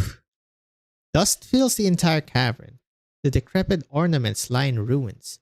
Yet, the explosions are not enough to quench her anger. In the deepest reaches of the cavern, a lone altar resembling a door remains. Empty whispers. What is this? Your Highness? Ruh-roh. W pushes the door open. And it cuts there. God damn it. Right, there's a fight. Yield of vision. Let's see. Which insect is falling into my trap? Oh, nice. We have Naxarer slugs. Wait, I just forgot what damage it did. Oh well, Me. Picked out your bait yet? Please don't hide your... Relax, they're dying. Volcano. We're just here to collect a few precious Punch them. samples. Please don't get mad. Many intellectuals must join a battle before penning a decent Punchy. Oh, whoops, I forgot to take you out there. Contains lots of originium particles. Oh, it's getting bigger. Oh, Let's they're not stay too feeding long. it. I see. Unsteady posture, wavering intent, much to learn yet. One strike, and sunder the tides cleft. Retract. After all this time, you still tend to war for solutions. Wow, looks awfully dangerous. After all this time, you still tend to war for solutions. Oh, wow.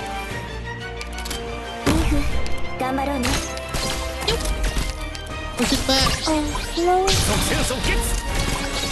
Oh, shoot. Qui non è successo niente. Assumo le posizioni designate. Alert. It's moving in. Nope.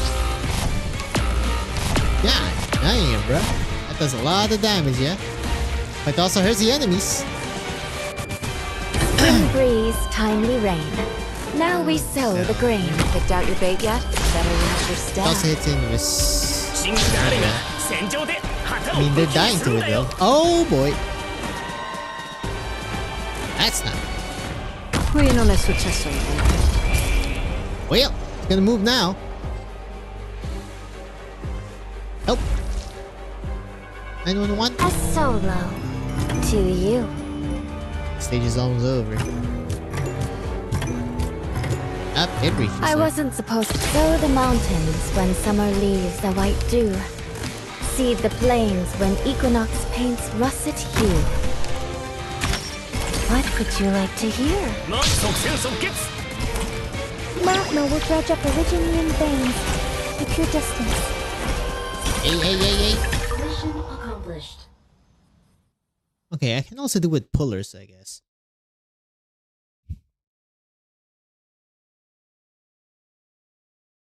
After. Hey, the TV. Found you. Crazy. You're crazy, just like they said. Glad you already know, then you must also know what I do to those who won't tell me what I want to know. Now talk. What are you people planning around Castle? What's behind this overtly simple operation? Don't act like I'm stupid just because I don't care about the ins and outs of Teresa giving up Casno. Theresis. You didn't break free of my witchcraft. How long do you think you can last?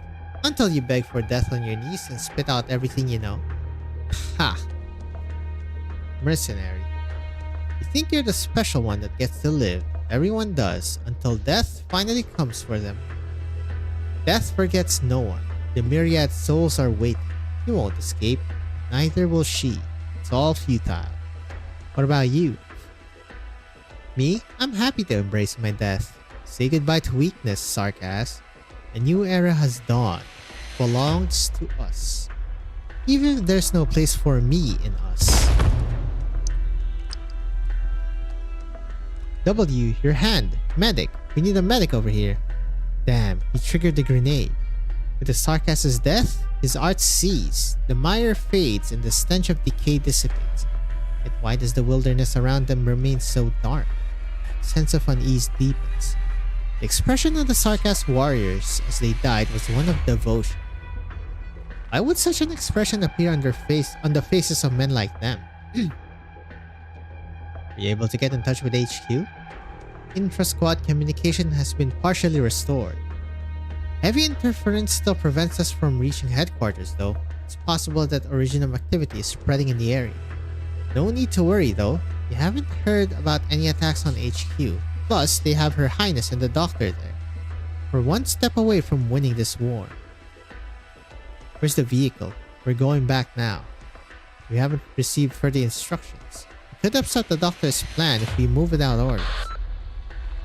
Wait, I'm getting a message. It's from Scout. Well, Scout says Theresa's dead. Yep. Cue Babel. Classic. Babel was merely a temporary refuge, no different from the countless others before it. Or so W had believed. True, there was always clean food and water, the badly wounded were not just left to die, and there were a few interesting guys around. And at the end of the day, it was all the same. Just a place to stay. It was not the first time W had lost her home, before she joined up with Hodor and Enos. Sometimes she would return to camp and find it in flames. Sometimes she was the one who set it on fire. It was what she was used to. No Sarkas truly believes in peace and quiet. Destruction was the norm. Conflict was the spice of life. But when she saw the collapsed columns, the blood stains in the corridors, and the doctors yelling instructions, for the first time she felt a profound sense of collapse. What happened? Out of the way, make way for the wounded. Make room in the sick bay. Out of the way. Where's Her Highness? No idea. All security systems have failed. Dr. Calcitus, look out! Oh, assassins are still there. Right. Did you do this? Sarkas. It's over. Don't say that. Now I see. Her blood was no different from ours. You. Everything's turned dark once more, like a curse that refuses to lift. Darkness engulfs the light, consuming it completely. No one can escape the night. The war is over, along with its strife. Listen, Sarkas, victory belongs to... Yo. A blade penetrates the assassin's chest. Babel didn't give you any orders, W. What are you doing here? You want to talk to me about violating orders? Now? Ascalon looks at her. W had worked with Ascalon for a while now, but this was the first time she saw that look on her face. That look in her eyes. She did not even know that Ascalon was capable of such sorrow. Is what Scout said true? You shouldn't have come back. Not now. Where's Her Highness? Sweep the ship, W. Rhodes Island is not out of danger yet. Dr. Calcit is busy dealing with emergencies. We're the only ones. I'm asking you, where is Theresa? Go to the mobility level. That's the most likely point of entry. Are you bloody deaf? You said she's dead. I want to see it with my own eyes. Listen to me, Sarkas mercenary double. Fulfill your duty unless you want Babel to fall and all her effort to be for naught. Ah. Ha! You're worthless. All of you. Worthless. Why did I ever trust you? Why did I ever believe that you could... Well, there's the beginnings. Nothing's changed. Nothing ever did. All high and mighty, were they not? Everyone on this ship? Didn't they spend all their time talking about their dreams? All their lofty ideals? And why couldn't they even protect one person? All the things they've said, the things that I thought could be. I was the fool who believed. I saw it. The blood and footprints in the chairman's room. There was nothing else left. It was like nothing was ever there. The darkness was thick and sticky. Always is. Theresa is dead. And I didn't even get to see her one last time.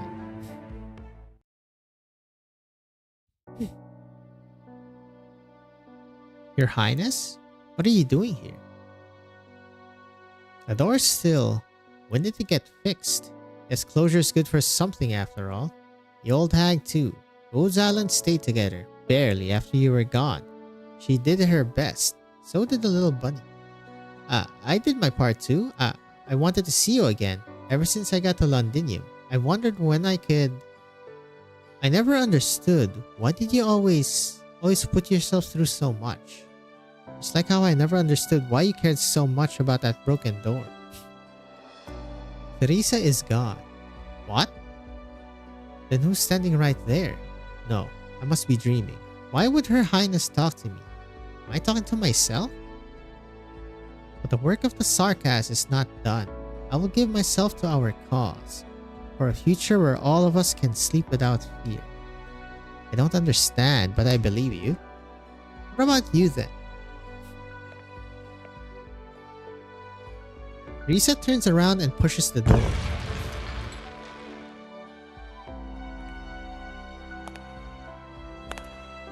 Oh, hello. It's call back to that other scene. Instead of them on their knees, it opens.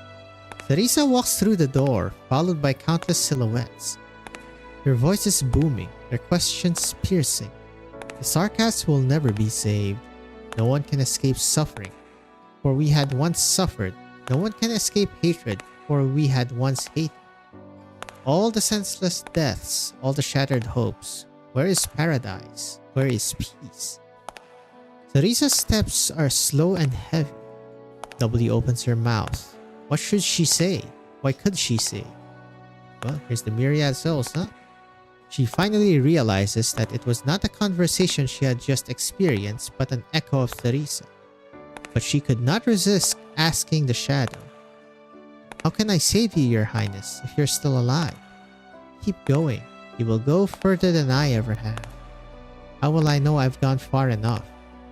If I killed you, will you be saved? There is no answer. Teresa does not turn back, neither do the silhouettes. Their footsteps are slow, but their direction remains unwavering. Teresa walks further into the light, almost out of sight. Oh, Your Highness! W finally lets out what she's been holding back. Screw the myriad souls, screw their sufferings. I'll bring peace back to you. Maybe you've never had true peace, but screw it. I'll end it all. For you, Your Highness. Simp to the end, huh? Did she see Teresa stop for a brief moment? W isn't sure. Oh, there she goes.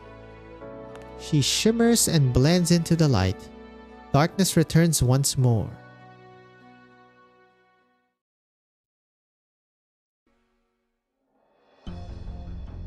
What was that? Oh, hello! Khalid Koa. You heard the king's echo. You're alive? Khalid Koa appears behind W without her realizing. Neither the bombs nor the falling rocks left a mark on him. He comes up beside W and gently closes the door. Her Highness has left. How could you be so calm when I just blew up your home? Ashes to ashes, dust to dust. If destruction is inevitable, why despair when it comes? Don't let things get to you, I'll give you that. Honestly, I'm starting to find you interesting. Aren't you supposed to be really powerful? Didn't any of the kings of Sarkas try to send you to do something useful? The one I serve, Kisartustaj, transcends history itself. He is a colossal titan in the vast river of time. I followed him in his wars, my sword, an instrument of death to his command, but my body, a failed vessel at extending his life. Yes, even the craziest among us have their loyalists. The experiment failed. Unable to fulfill my destined purpose, I banished myself to this realm. I am of no use, fit only to gather the remnants of bygone heroes and mourn the past. I have been waiting for someone to open the door to the future. I thought Teresa would be the one to do so. You... The gaunt figure picks up the broken altar fragments on the ground and grinds them into fine dust. He trails the powder down his cheeks with his fingers, creating 2 streaks that resemble tears. Her Highness Teresa is gone. You have picked up her last echo.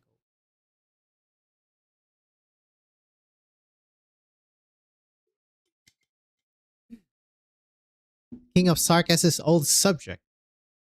Your presence here may not be a coincidence, young Sarkas. You know what? I think so too. Yeah, fuck it.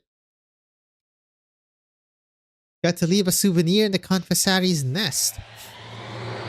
Khalid Kowa looks down to find several bombs at his feet. Why did you... You know what? Of all the old freaks I've met, you're one of the more interesting ones. But I couldn't leave a Confessarius without leaving a present behind. What is your name, mercenary? Find it on Theresa's tombstone. Yep. Just blow him up. We are one step closer to the truth of this land, Professor. Professor.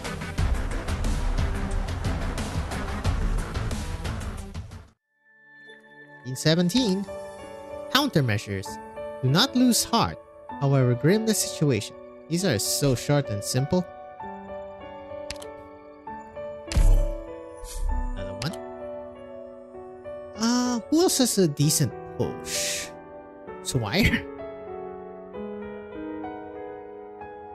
Really should be enough. I just keep using the... whatchamacallit? The Nutcracker.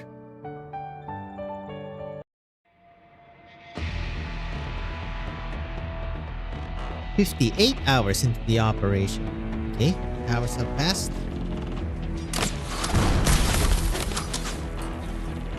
Clark asks wearing, "How are we supposed to fight these guys when our equipment doesn't even come close to theirs? Evacuate, now!" Pipe bone signal is strong. We have a good fix on its location. Forward, Scoutcasters advance. Oh, Enos. Ugh. Look out! Enemies! Information. Watch for ambush. Infantry, form a line. Casters, provide cover.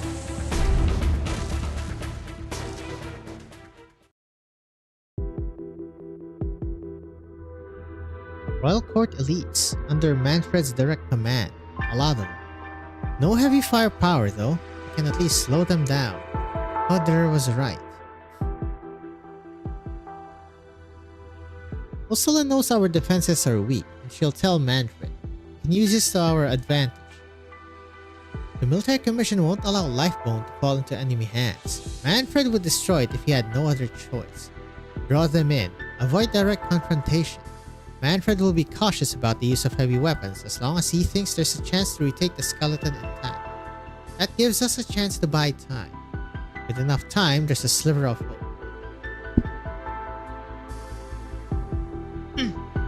This had better work, Hodder. What's this bothersome shadow? Is this Nadine? Naxxter Arts. Yep, it's Nadine. She doesn't look that rotting. Okay, maybe the bandage. Mercenaries are just mercenaries. Maybe you could hold your own in a one-on-one fight or small-scale confrontations. Where did you find the nerve to fight a real war? I've always been curious. What made mercenaries like you choose to become enemies of the military commission? Shadow blends into the vast darkness, yet not enough to escape the decay that closely follows. We have intel of a merc who could manipulate shadows. Are you Ines? An outsider. Dressing herself up as Sarkas, participating in the wars of the Sarkas. What are you? Sarkas fangirl? I become less interested when the Sarkas talk too much.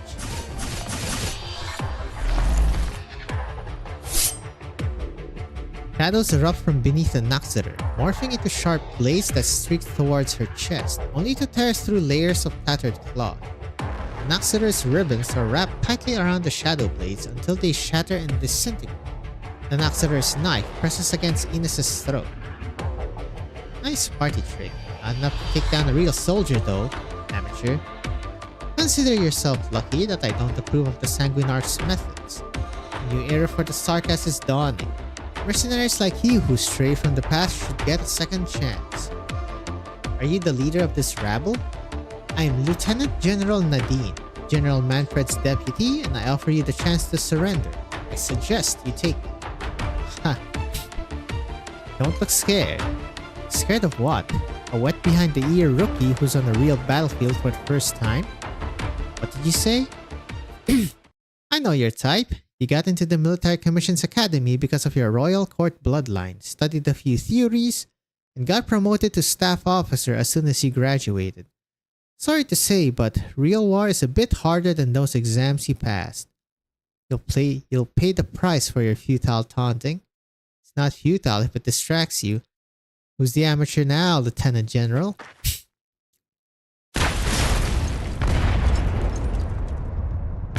Oh, hello. Well, the transformation has begun, huh? Damn, this thing packs a punch. That heap of deadwood wasn't lying.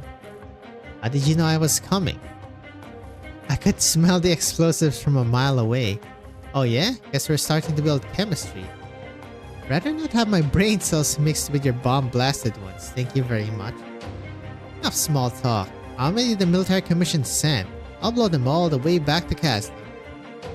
Oh, there it is. He just yoinked it. From all the fucking heroes and the villains, I guess, of Castle.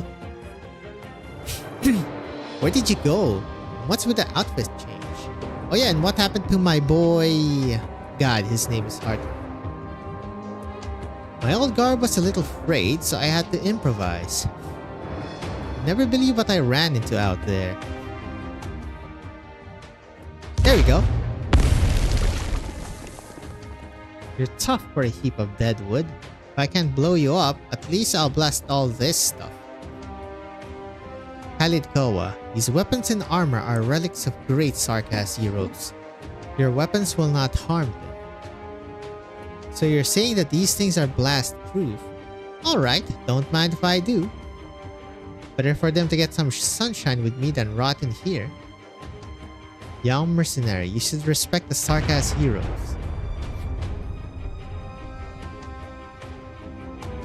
I mean, they didn't respect the Teresa. What's going on? Where's Manfred? I could use a target to try out my new gear. Don't be hasty. You'll ruin our plan if you make up too much of a scene. Why? Does Hodder have some trick up his sleeve again? You have squandered your only chance to live. You refuse to join the Military Commission. Now you will fuel the war. Meanwhile, I hear the sound of fighting. Things are going smoothly, sir. We haven't run into much resistance. Mercenaries are no match for us, but it would be difficult to stop them from destroying Lifebone out of desperation. No, they won't do it. Oh god, old Hodder. This book has no ending. Just a manuscript from an unknown writer. Hardly worthy of your attention, General. I remember you, veteran. You like reading? Not just any book, but the kind that promotes this sort of pessimism towards war. No need to justify your reading interests. Be honest with me, mercenary. What ending would you write if you were the author? The hero returns home, not the death in battle. A warrior should think of more than his home in battle. Whose home should he think of then? Your empathy is admirable. Pardon my impudence. Sentimentality is a necessary trait in an author, but indecision is the worst trait in a soldier. I understand. Your compassion is the reason I've kept you alive for so long, but you should have gone back to Castle, become a teacher or a farmer, giving up your ludicrous mercenary career. Lifebone was meant to be a way home for all warriors.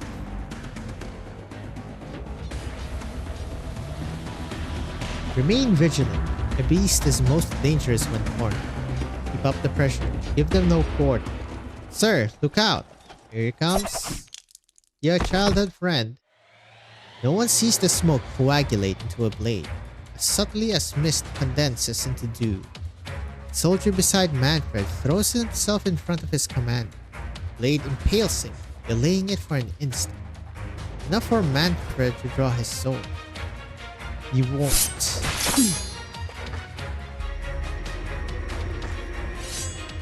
Well, all happens in the blink of an eye. Hearts coagulate by Manfred's side, just as he swings his sword upwards. But Ascalon's blade is swift. This time, there is no doubt, no hesitation. A blow long due. The assassin and the general cross blades, severing life and death, and all of their pastimes. General. Sword impales Ascalon's shoulders, but the sleeve blade pierces Manfred's heart. Ah. You lived up to your words. As I said I would. If you had made up your mind, I would have died at your hand a long time ago. Still have regrets about not killing you the night you left Casdell. Farewell. What a shame. I thought you would at least shed a tear. What? Of course it's Damasti. You would have recognized us under any other circumstances. Quick and direct, weren't you? Did you care too much about him or too little? It's a trap. Everything went exactly as Manfred expected. Still don't know Manfred well enough for all the years that you've been rivals. But he knows you all too well. What about the other cluster? Can he save our ass? Or they? We've engaged the royal court on both the north and south sides, and we're pulling back our lines as planned. Everything has gone according to plan so far. Good.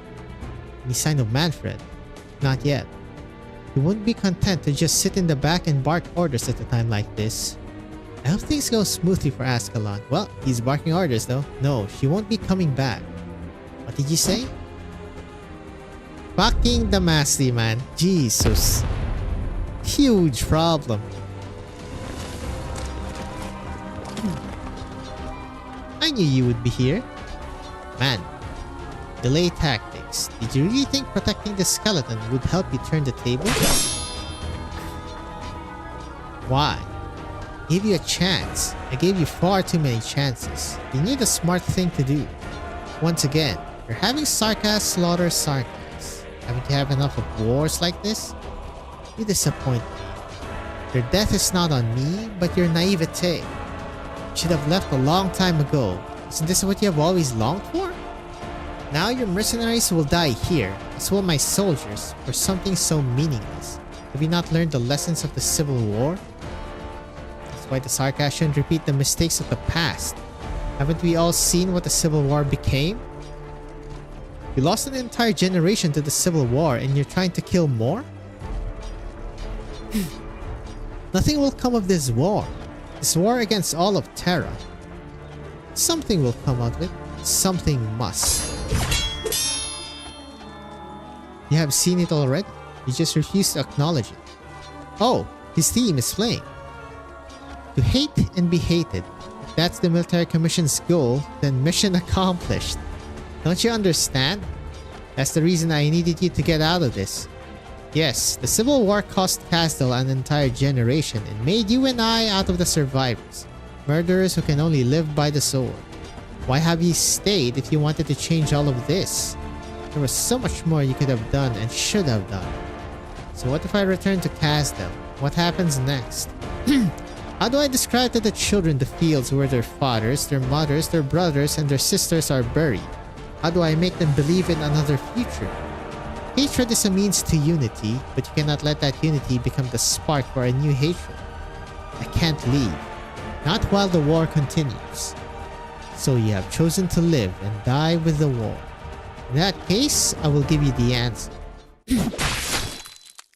Ouch. Ooh, we got one on Hodor. Hodor, you coward. You lack even the courage to keep living. This is what makes you so contemptible. This is what disappoints me so deep. Oh, so much for the broadsword.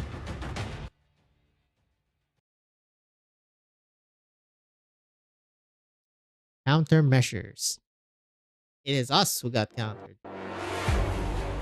Okay, where's Mr. Tornado? Oh, Jesus. It is a chimera. Also, Remember to keep a safe distance When from the affecting lava or an active and region give of storm regular attacks will status increase reports. arts. Oh god, art damage. Nightingale, I probably need you in this one, huh? Ah, schneezy. Picked out your bait yet? Nothing can mask the scent of despair. An improv from us. Okay, chill.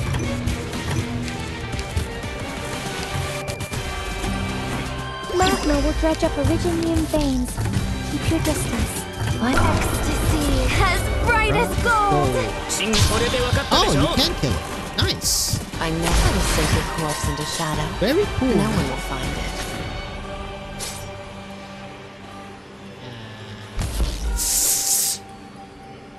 Okay, I don't really have any other. Wow, looks awfully dangerous. You call me out for this? Thing is, like, I know what to do. better move this. Don't order me around. Sure. Roar.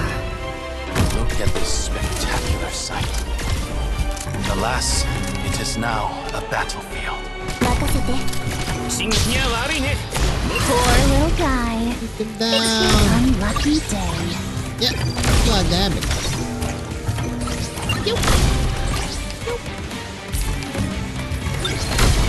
1,000 moves and I plant you into the soil to grow anew. Oh wow, it's getting damage. That's so cool. Does it feed the... Oh, storm feeds it. And it becomes a storm, I see. Maybe I shouldn't have moved it then. Whoops. What suffering will come to rest.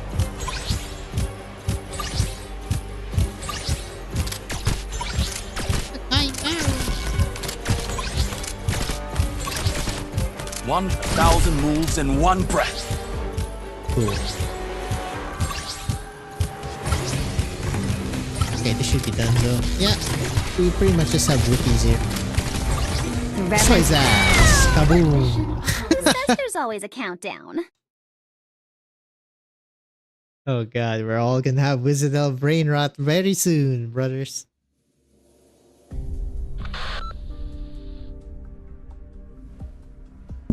Seventh batch of new comm stations have been set up. 1/3 of all comm lines have been restored.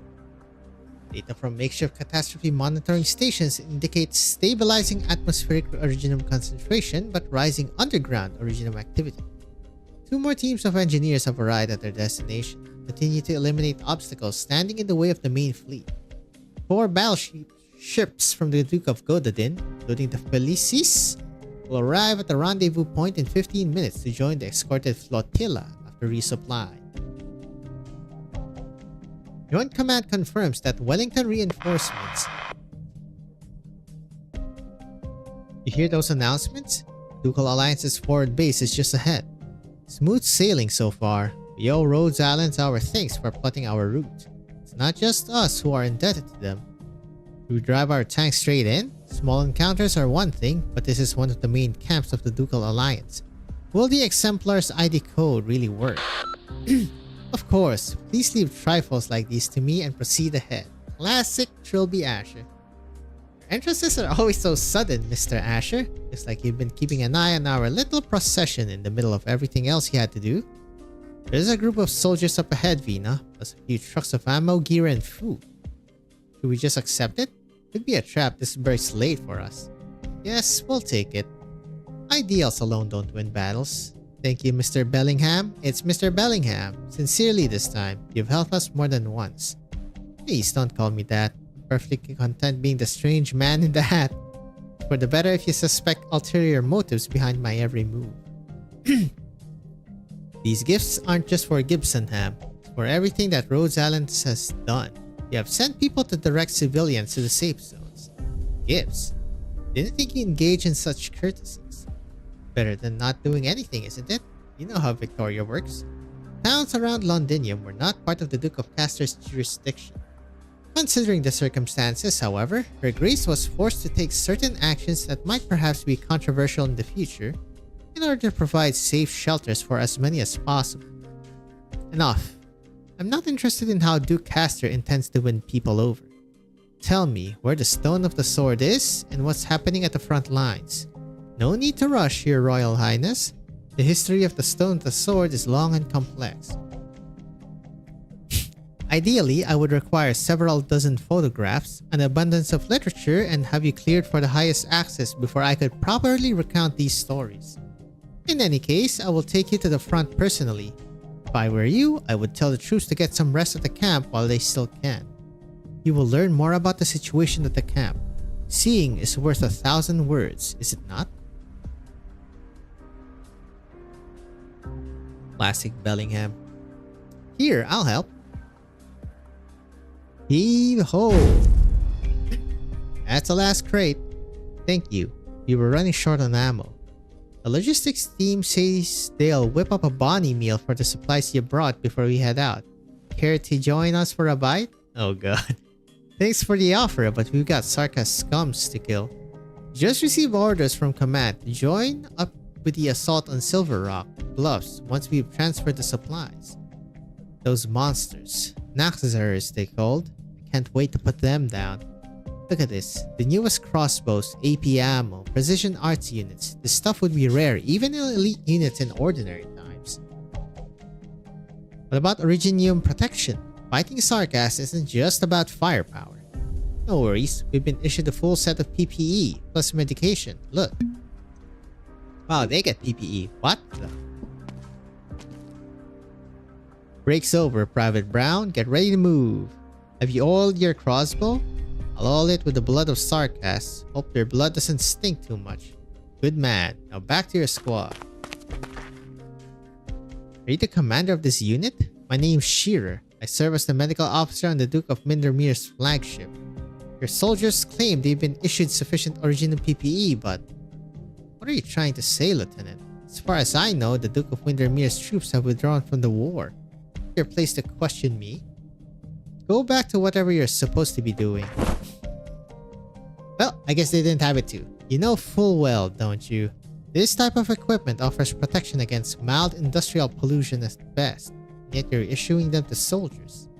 Soldiers who are about to walk into highly active Originium plume to face a catastrophe and infected Sarkas head-on. They'll all get infected and die on the front lines from acute symptoms. On what authority are you speaking to me? As a lieutenant of the so-called Exemplars? Questioning you as a citizen of Victoria with a medical education, Major.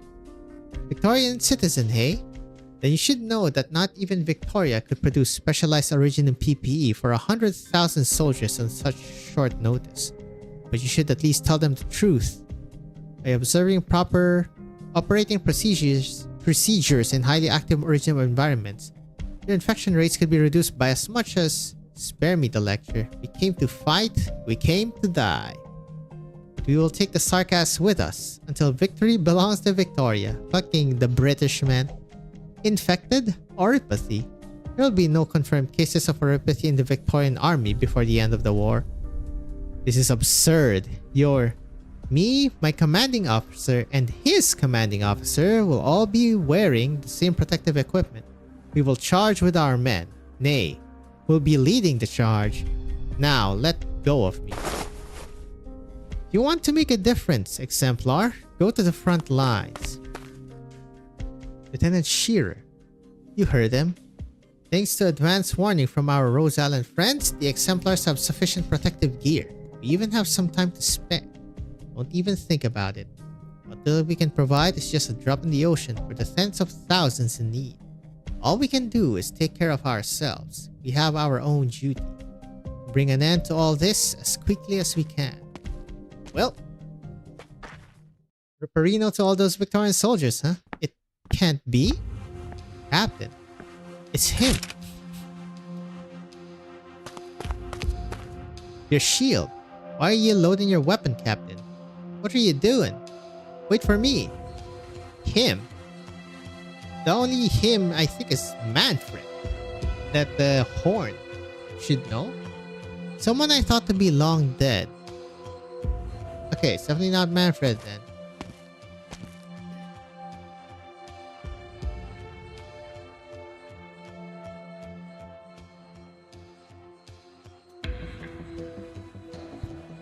happened to my men?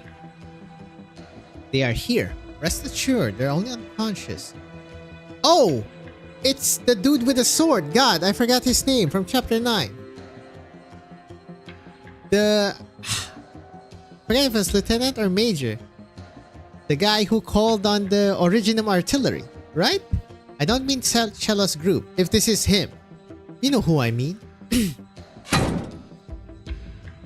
Don't push me or it won't be my shield against your chin. If you draw your sword, you'll be assaulting an ally. Ally? To what point since the moment we entered County Hillock have you ever treated us as an ally? Answer me. It's fucking him. I swear to God, it's him. Lost him. Hill, adjacent to Colonel Hamilton. I thought he had died in the fires of Dublin with the Colonel. Not just him, I saw many familiar faces on the Wellington tanks. They could change their clothes, but I'll never forget their faces. County Hill, that's right, Bagpipe. I remember my man, Bagpipe, and how each of them died. Yeah, Mandragora picking through stones at them. Right through them, in fact. Cello and oboe died at the hands of Dublin. Triangle, snare, bass, and mandolin died to friendly fire. Moments before dying, Triangle asked me, who is our enemy? There isn't a night when I don't think about that question. Just who is our enemy, Bagpipe? It's Dublin. Dublin, certainly, we could hate the Terrans.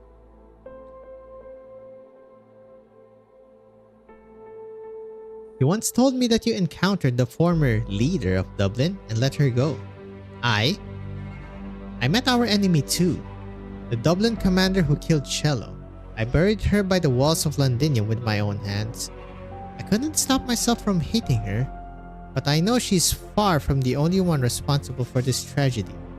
Why did our comrades, the most loyal soldiers of Victoria, die at County Hillock while Hill and more traitors live? Captain, I know what I'm doing.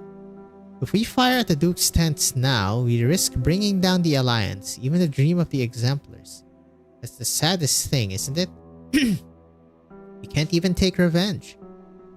Thus, they put on their bloody Victorian uniforms and once again became our allies. Captain, permission to speak freely, granted. I don't trust them. Would the men who killed our friends, the ones who fired on civilians, really stand with us when we charge against the Sarkas? Even we Kene set aside our hatred and trust our lives, stay our former enemies without reservation. Oh my god. Could they? There you are. Vina and I inspected this forward base.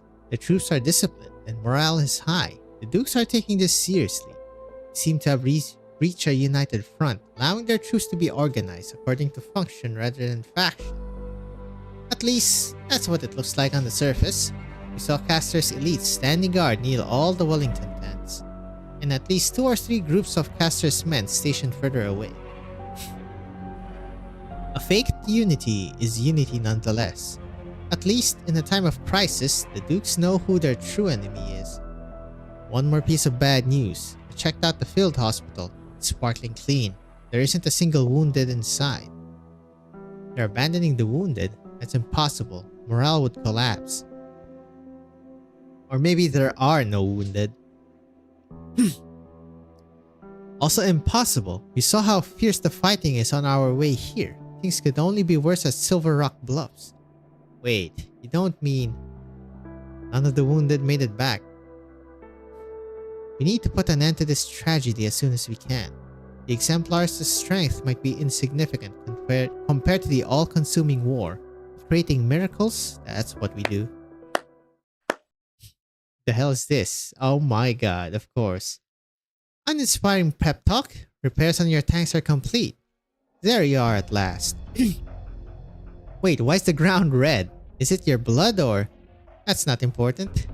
My orders are to ensure that the Sigh of Kings finds its pedestal. Should I fail, another will put on this hat and continue to do the work. I bring a message from the Duke of Castor, Your Royal Highness. Castor forever honors her commitments. Enough pleasantries. Where is this pedestal? This stone of the sword? You've seen the camp. You have an idea of what the front looks like. This is hardly the best time to tell you the truth, but we have no choice. The pedestal is on the glorious flagship of the Duke of Castor. What? You planned this all along. Guided our path, gave us a place to rest so you could lead us onto your home field. What's next? Will Castor's troop turn their weapons on us if we say no? Please, no need to get excited. Facts are facts, no matter how you choose to interpret them. My orders are always to bring the Realm Blade to the Stone of the Sword, with or without exemplars. Please, consider it an act of good faith that I am telling you the truth now rather than simply taking the sword from you during your darkest hour. Continue. Like I said, the history around the sword and the pedestal is a complex one that ought to be known only by a selected few royals and nobles. Wow. In the distant past, even before the Shah of Past and Future, an explorer discovered an artifact deep in the sands in the south of Sargon. It was by no means a sword, but it was able to repress the spread of originium crystals within a certain area. The treasure allowed the explorer to survive a catastrophe that should have engulfed the entire team. The legend of the catastrophe cleaver. The survivors forged a sword out of the artifact and presented it to the Shahanshah at the time as a symbol of valor. The Lion King? Yep. In the year 737, the Aslan Padishah Lugal Samzi brought the Sigh of Kings to Victoria. Decades later, his grandson became Victoria's first Lord of Lions. The sword has severed the head of a red dragon, witnessed the reconciliation between Aslan and Draco, and became the symbol of Victoria's royal authority. It has been damaged and reforged several times, and many have tried to uncover the secrets behind its ability to fend off catastrophe. Scholars have yet to understand the principles behind the sword's power, but they did discover how to make the most of it. The pedestal, dubbed Stone of the Sword at the Mausoleum of Kings, is the result of research by House Castor. Duke of Castor at the time kept the backup. After the original pedestal in the Mausoleum of Kings was destroyed in that battle, the only working replica is kept on the Glorious. Their battleship is named as Glorious. For a century, Castor has coveted the Realm Blade. Chance has finally arrived. Countless soldiers and civilians will die in the war. Castor gets to reap the fruit of victory and become the hero who saves Victoria. Judge it as you will, but this is what little chance, not the only chance at victory Victoria has in the present crisis. Our trump card in this dangerous game. Sugarcoat it all you want, but you can't convince us that the despicable scheming never happened. Choice is yours, Your Royal Highness. Enough. I refuse to engage in arguments over power while we denounce the dukes for being calculative. There is no Princess Alexandrina, only Siege, leader of the Exemplars. There is no symbol of royal authority. Sigh of Kings is just a weapon, one that can win the war for Victoria. We go to war. Thank you on behalf of Victoria. Spy takes a half step back and bows. I'll lead the way, however. You should prepare yourselves. Prepare for... Oh, hello. The hell happened here? East Vanguard reports retaking 3 villages by Duskglow River. Sarkaz forces continue to staunchly defend Silver Rock Bluffs Pass. All resistance on the southern front of the Red Main Mountains have been neutralized, however. Command expressly forbids crossing the mountains to flank the Sarkaz. All gunboats and dreadnoughts in position. Support gunboats have also arrived at their destination. They did have a shit ton of equipment. The ground continues to tremble. The weary travelers can no longer distinguish the quakes from bombardments or the clusters of originium erupting from the earth. The earth is scarred by deep, crisscrossing battleship tread marks. The stench of blood and sludge hangs heavily in the air. The Exemplar's tanks lumber through the rugged terrain. We're almost in the hot zone. How far until Duke Castor's flagship? A moment, please. I'm searching for the signal. Keep heading north and we'll soon... Is that a laser attack? Witchcraft guns. The lead tank has been destroyed. They've taken damage too. We can't move. Is it the engine or the wheel? Possibly both. Fix it ASAP.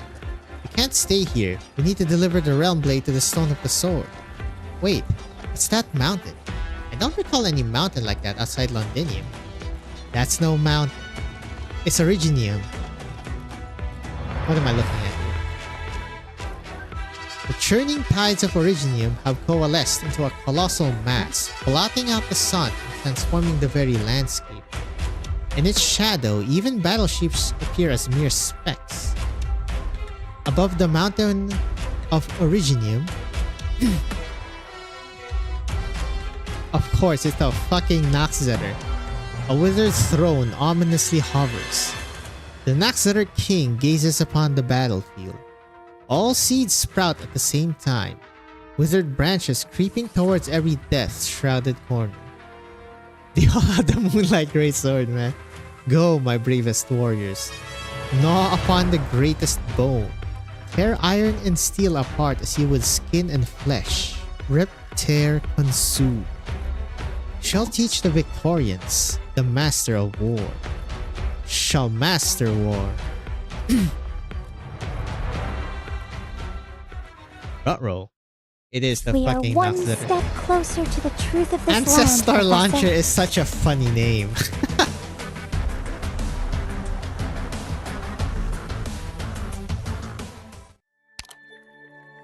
Right, 14-8. Close support. Fight war with war and death with death. Ooh, we have the pushy. Oh, this is the thing. This is the thing.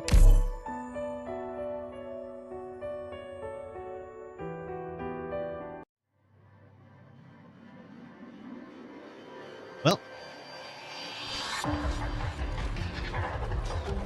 What the hell are those things up in the sky? Get down!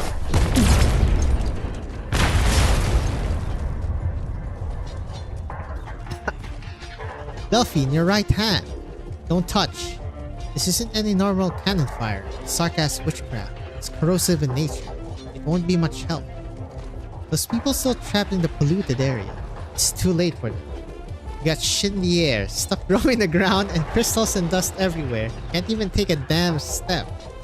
The Sarkaz want to turn this battlefield into their home turf, forcing us to put down our gear and cower while they pummel us. When it comes to a head-to-head infantry battle, the Sarkaz will surely have an advantage due to their natural physique. Alright, I get it now. It's all just a dirty trick. Which is why we can't afford to get caught off guard. If you ever get a drop on us, we're done for on the spot. Morgan, get as many of our vehicles up and running as you can. Avoid any close combat with Sarkaz infantry. Even if a vehicle's destroyed, don't overlook the mounted cannon. They're the best weapons we've got. Understood. Delphine, send the signalers out as widely as you can feasibly can. The exemplars will be able to maintain communication that way at the least. Of course. If you want to push forward, we're going to have to take down that altar up ahead. Horn, covering fire. Roger. Indra, your team's responsible for holding the enemy back. Doesn't matter if it's casters or arts creations or whatever those things are up in the sky. You got it. Dagda's team, you're with me. Same as always? Same as always. I can see the core. Move out. Go, go, go. Another altar of Sarkaz witchcraft. Climb, pull up, leap, bring down the hammer. As the war rages on, they become more and more familiar with these war machines resembling the devil's eyes. They become more and more familiar with war itself. Bina often feels as if Indra, Morgan, and Dagda have changed somewhat. She trusts that very same changes can be seen in her. Is it a change for the better, or a change that came far too late? The devil's crimson eye stares at her. The hammer comes down hard, but the altar begins to collapse before siege even reaches the ground. It worked! Whew. Took it down even quicker than the last one. I hear something. Back up. Pew, pew. And lasers. Something's growing out of that bloody thing. It's another altar, not far from the one we knocked down. How many of these little buggers did they bury in the ground? Bloody hell. There's no end to them. Siege tightly grips her hammer. They are adapting. Not quickly enough. Trilby Asher has the location of the Sword of the Stone.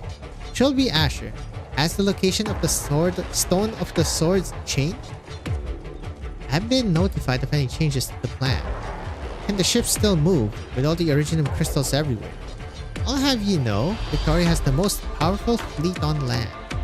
Might be slowed a little, but we're certainly not without options. I hear naval guns. I believe it's the Iron Duke's Gastrel going by the sound. The next round of our assault is beginning. God damn, the fucking Naxxter is just holding them all. One of Abercorn's assault ships has run into the Sarkas advance brigade.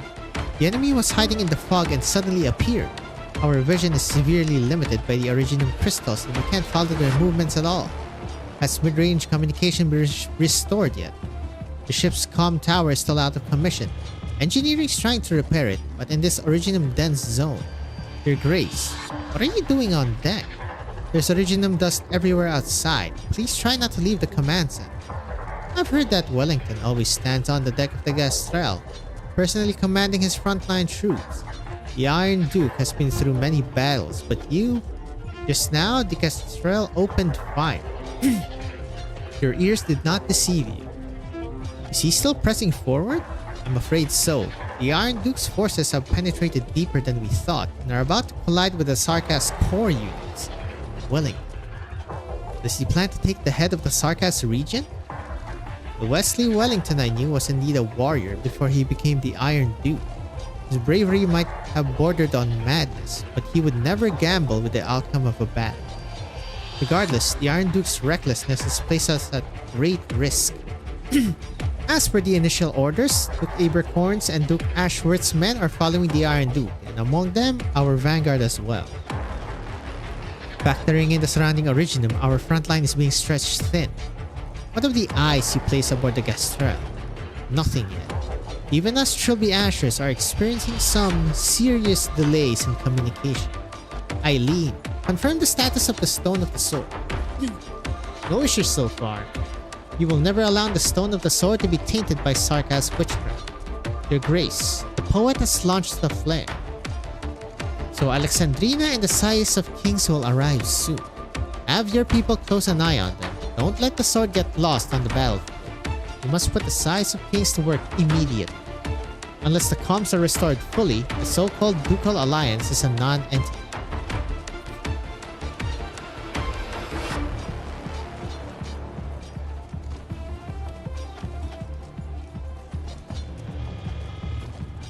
The enemy seems to be getting stronger. The same witchcraft eats away at us while strengthening them. Siege, watch out! Ah! Dag them! Bonk. The hammer falls and a portion of the Naxxter warrior's body is caved in, but he continues to advance. A second swing, then a third. Dagda leaps back, splitting his waist with her metal claws. Trilby Asher's flaming blade pierces his chest. Dull gasps.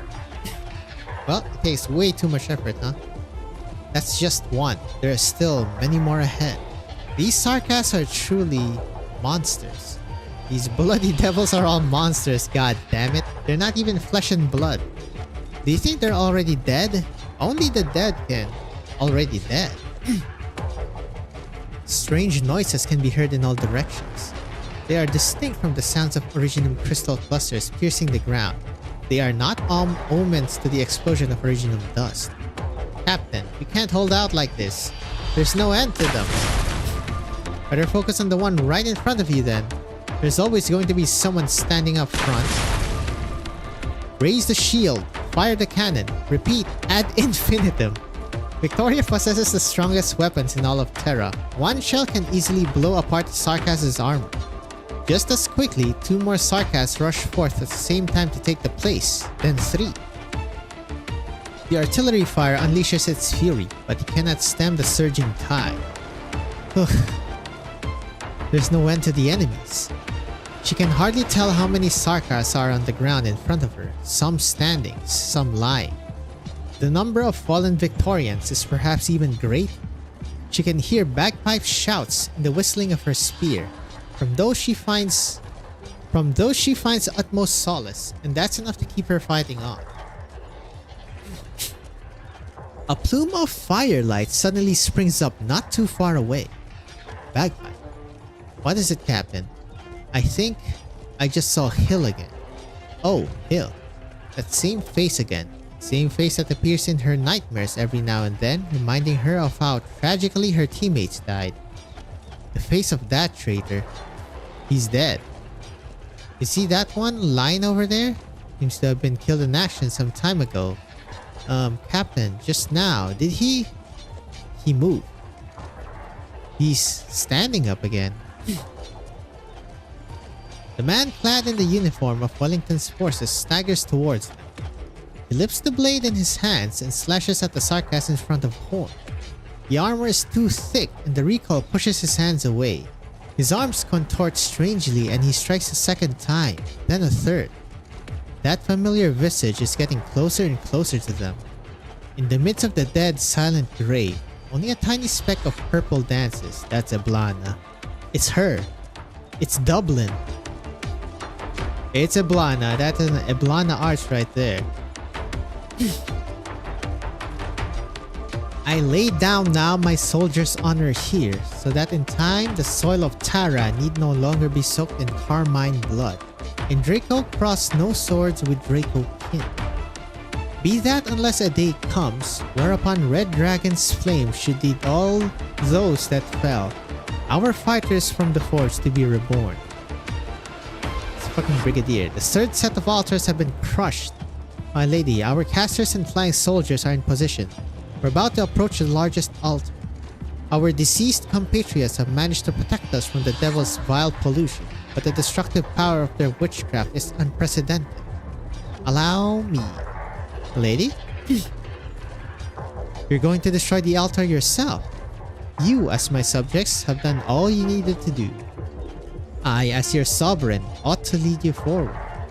How can I take this land as my own if I have never set foot upon it? The red dragon's flame shall fall upon the battlefield's front lines, just as it has for thousands of years. Our altar is being raised. Stay in formation. Don't get scattered by those flames. Keep casting. You're nothing but a ragtag bunch of impudent outbloods. I wouldn't be so sure about that. We are nothing like those Victorians who have it easy. Every Terran warrior has been forged within the shadows, tempered by pain and suffering. We were once known as specters, for we knew most intimately the scent of death. I won't let you. Trying to turn yourself into an arts catalyst to detonate the altar? As you wish. No. I'm too late. The spark of life gradually fades, and in its place burns a deathly purple flame, leaping across the body of the slain Sarkas warrior just as it dances in Eblana's eyes. Hello? There is no royal court in Death's domain. Sarkas, your people know Death so well, only because you've fought enough wars. See that? Death itself stands with us. Our enemies are not inscrutable demons. Drag those Sarkas out of their pretentious art circles and give them a taste of our crossbows and cannons. Brigadier, I see a flame burning within your eyes. I've waited far too long for this, just like countless other Terran warriors. All of us grew up hearing about the legends of the Empire's death knell and enlisted with burning fervor in our hearts. But over the last decades, Wellington's administrator and the Duke have had their hands tied, and we've also been caught between the cracks of the other Duke's negotiation tables. So many hot-blooded warriors were repressed because of their background, while many others perished in the Victorians' conspiracies. I've endured for so many years, even to see myself turn into a scheming villain, all for the sake of witnessing a real war, not one ignited by the noble's petty power jockey. Only one such battlefield can a warrior's death be glorious and meaningful. If I am to die in this battle, then please bestow upon me your flame so that I may stand once more. Until my remains are consumed fully by the fire, until our promised nation has been established, I shall never lay down my arms. Excellent. Now then, come with me. Do you see? That throne of dead wood. That's the Sarkaz leader. The Naxxter, Nezalin. He who calls himself the Lord of War and Death. The Sarkaz royal court sure has a thing for these overblown titans. Overblown? Hardly. He just happens to be ancient enough. But he is not the only living legend here. Why, of course. Not far away, naval guns roar. Ancient witchcraft is not the only force that can cause mountains to move. Now, let us pit war against war and death against death. Well, got the rotting versus the puppets. My patriarch, the hunt has been cut short. That Draco's flames have broken our formation. 3. Thousands of years ago, after the Sarkaz first lost their homeland, they once did battle against a red dragon on this very soil. Those flames turned fields of Sarkaz into charred stone. They are still beside us and beneath our feet. We will slay her. Sudara, a red dragon will sate our appetite for a while. She's not the one who drives this war. The Naxxter king turns his gaze towards a certain part of the battle. Behind the red dragon's smoke and flames, a huge shadow is rushing toward them at an unexpected speed. A titan that casts a shadow across the land, able to shake mountains and rivers with but a single breath. No longer is it a mere red dragon. We're talking about Wellington? All parameters set. Loading complete. Firing interference shells. Target locked on. Main guns, first salvo. Confirmed hit. General, you swept the obstacles away. It's Wellington. Good. Gastrel, all ahead full. Our objective, the Naxxter's throne. Damn, bruh, they're all fucking tunnel vision.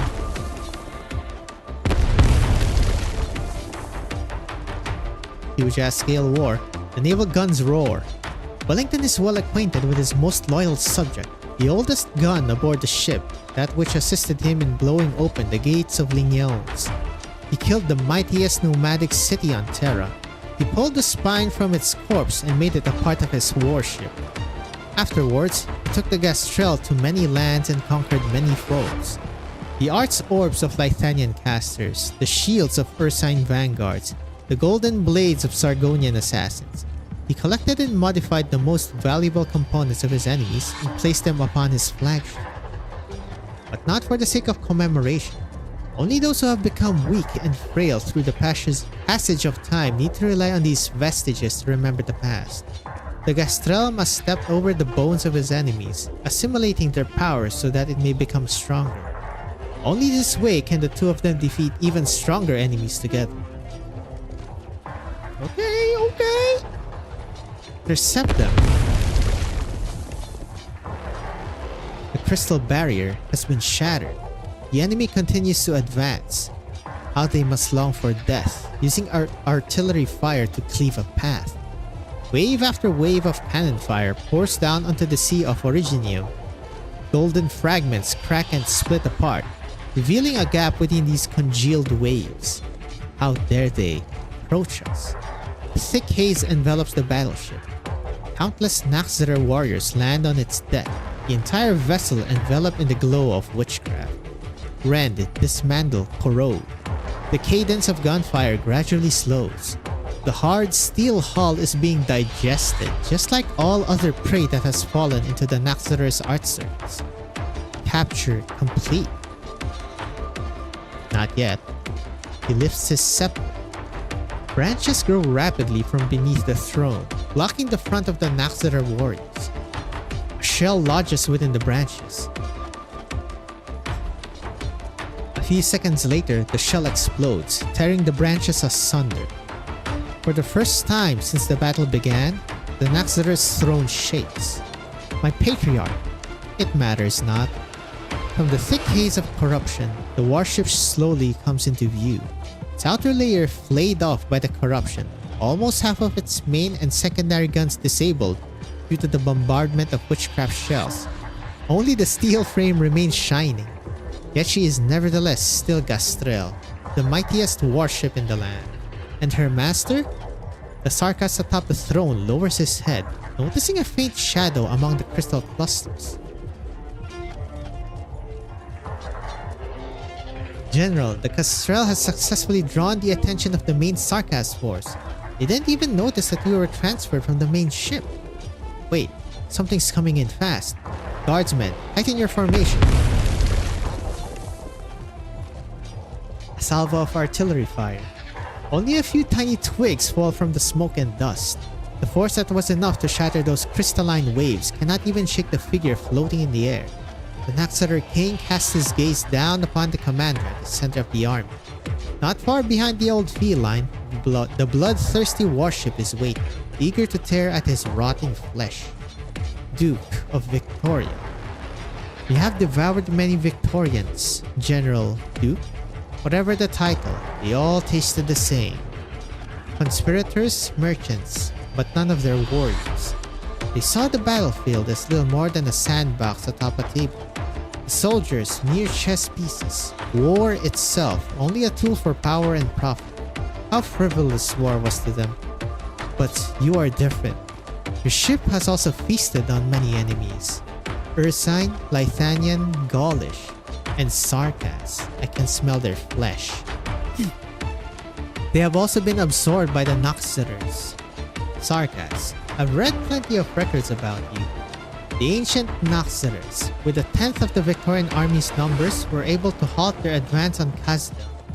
A feat of war that defies all reason. One that cannot be taught in military academies or replicated. Are you here to take revenge? Haha. My only regret is that I hadn't been born 200 years ago. They apparently called you the god of war. No, there are no gods when it comes to war. There only exists the moment of victory or defeat. Wellington draws his sword and points it at the Sarkas in midair. Behind him, all the guns on his ship are pointed in the same direction. Nezalem, I will defeat you. Just like all the other mighty foes that had fallen at my hands. Okay! Mr. Wellington's got hands! Hey, yo! One hell of a large-scale battle, man! We haven't even gotten with like Dr. Calcit and Amiya. Holy, we're just in 14-8. Please double-check your protective gear. Also, remember to keep a safe distance from the lava and give regular status This is where requests. I push the thingy. I'm listening. I will sink your corpse into shadow. No one will find it. Faster, faster, faster, faster! Volcanic soot We need contains this. like tones by your frozen. I know what to do. Don't order me around. Yes! Yes, I watched a live stream. That's right. Yum! A solo to you. I wonder, does this actually reduce the... I don't think it reduces... Alas, it is now a battlefield. The concert may begin at any time. Now it can expand and explode. I'm listening.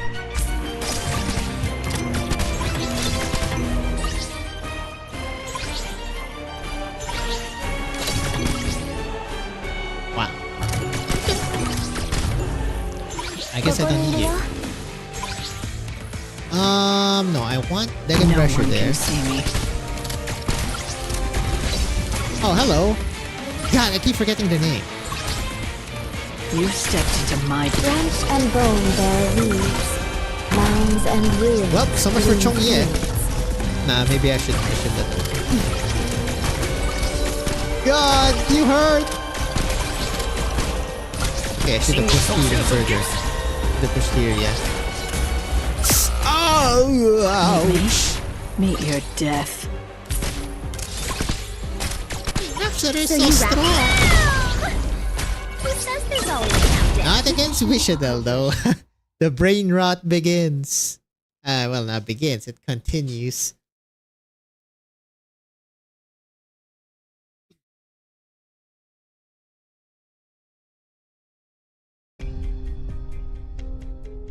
"65 hours into the operation." 7 hours after 58. Battle between the Ducal Alliance and the Naxxaters is brutal. Well, as I was saying, here comes the Calcit front, huh? Just farther ahead is Silver Rock Bluffs. The Originum response is intense. The vehicle has already been paralyzed. You should be arriving at Frontline soon. The Exemplars have a tough task ahead of them. When the size of kings and the stone of the sword become one, we'll be able to see it from our position. Catastrophes be sundered. It's only a myth. When people see things that defy explanation, they tend to exaggerate and romanticize them when passing down those to generations. The Slice of King and the Shard. The Shard is an application of Originium on the same level as large-scale witchcraft devices.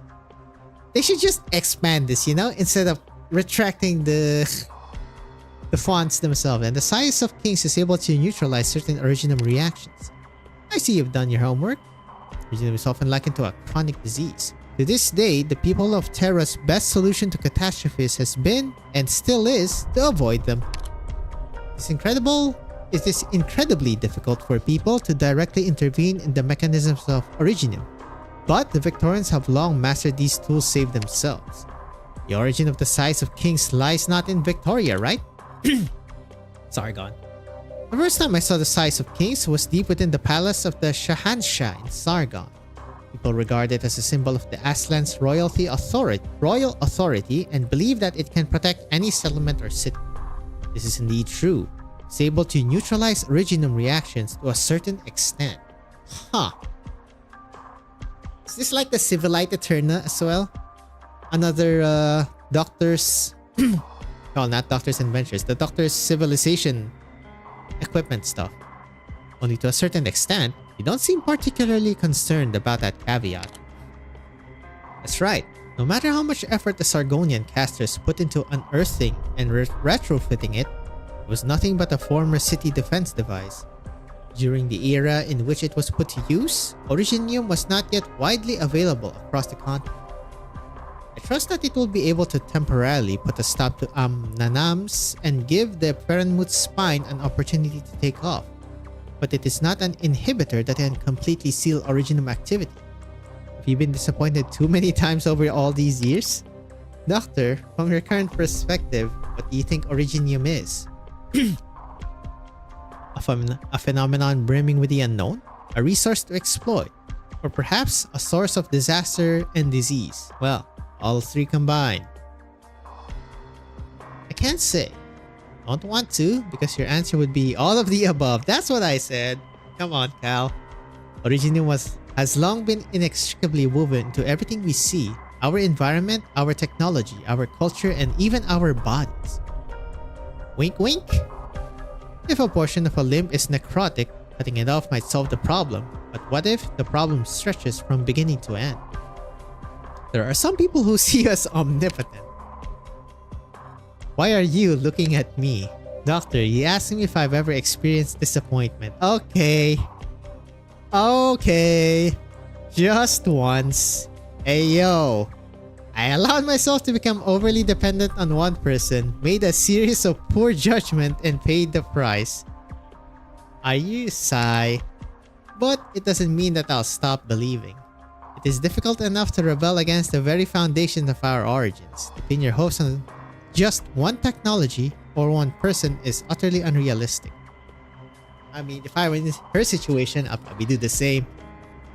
Doctor, Calcit, please take a look at this. There's a cave up ahead. Hello? Wait, another one of those caves? Someone's concealed the entrance. Crude, twisted. One of the Confessarius illusions. I'm sure we'll find a witchcraft altar at its deepest point. We should go to where the Originium response is the strongest. There's Originium everywhere. This level of Originium activation is unprecedented. How are we feeling, Amia? Logos, you're also uninfected. Do you feel anything abnormal? Calcit, will our medicine still work?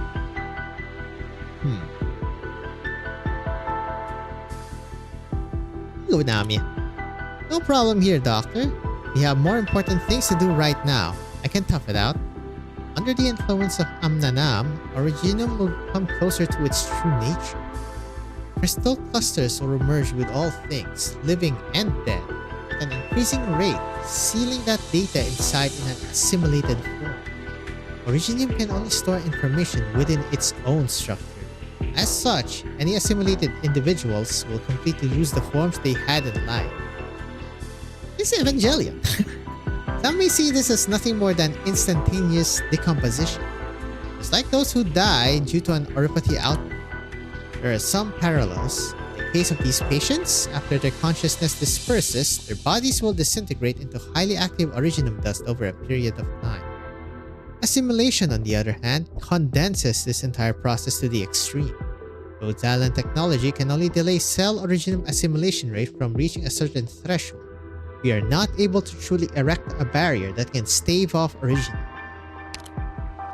Don't worry too much about that, Doc.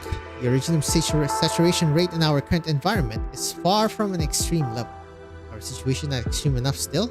It's hard for me not to worry. Right now, we can still breathe and move about. If we're quick enough to stop the originum from spreading further, all hope is not yet lost. Dr. Calcit, Doc, I can hear enemy movements. Logos, please prepare to intercept the enemy. Confessari, intruders. It's the Banshee and See! There are quite a few guards. They're not difficult to manage. There must be greater dangers yet lurking in the shadows. Doctor, please stay close to us. The interference of Confessari's witchcraft is making it hard for me to pinpoint the exact location, but the blood of Tikas is undoubtedly nearby. Tikas' blood roused the first original form. Let me read that again. Tikas' blood roused the first originum from its slumber. Sheesh. Over the millennia, the fate of the Sarkas has been tangled together with Originum. Ami and Logos are suffering, or rather, they've shouldered this pain the entire time just to come this far. What about you then? Think of all the times Calcit had to suppress the words she wished to say. You are not only a witness and a bystander. Surely you share a deeper connection with Originum, with this war, and with everything that's been going on?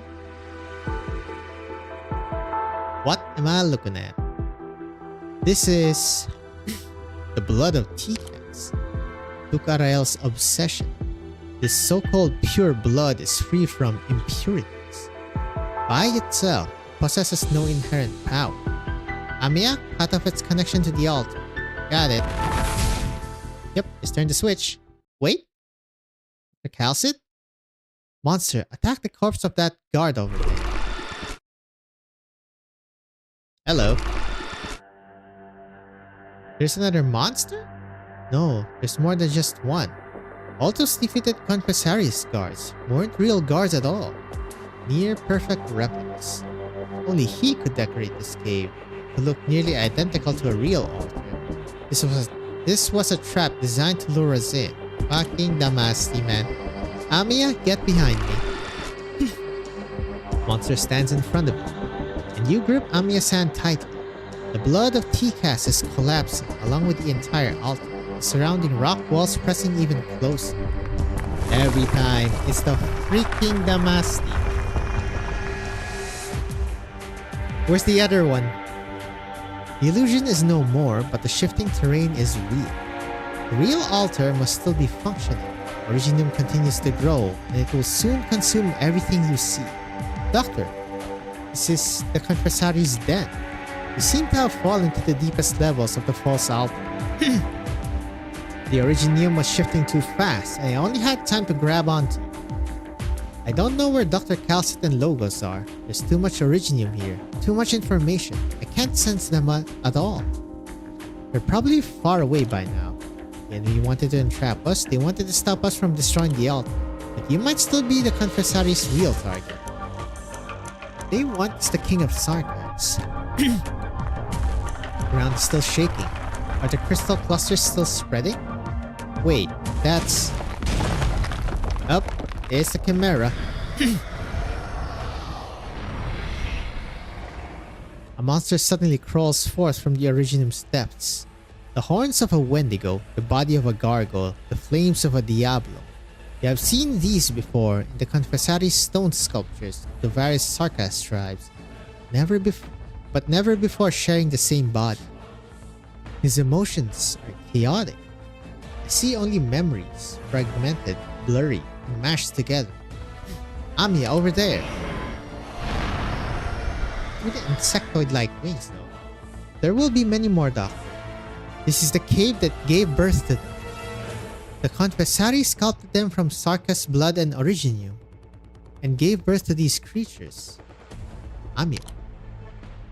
They're alive, Doctor.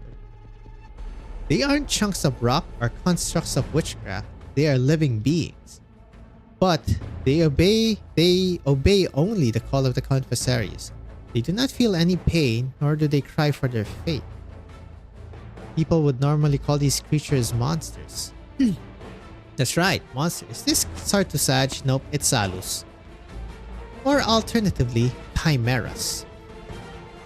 Who are you even mourning for? For these mindless kin, or for yourself?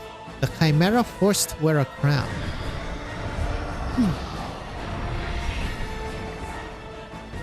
The fight is about to begin. Well, another fight with fucking Salus. Amiya, are you being affected in any way? Damn, more Confessarius witchcraft. Doctor, I won't let the Confessari trap me a second time. I'm not so fragile as to let these illusions and nightmares get to me. That name, Chimera, is no different from those dream interrogations. I've heard it many times before. I have no right to be here if I let myself get shaken by that. Beyond that, however, I swore that I'd never let my immaturity drag you down again. Tiny crown appears above the head of the Cottus girl. Black lines interweave and take form between her fingers. Your connection with the king is deepened. Perhaps, but it might not be enough.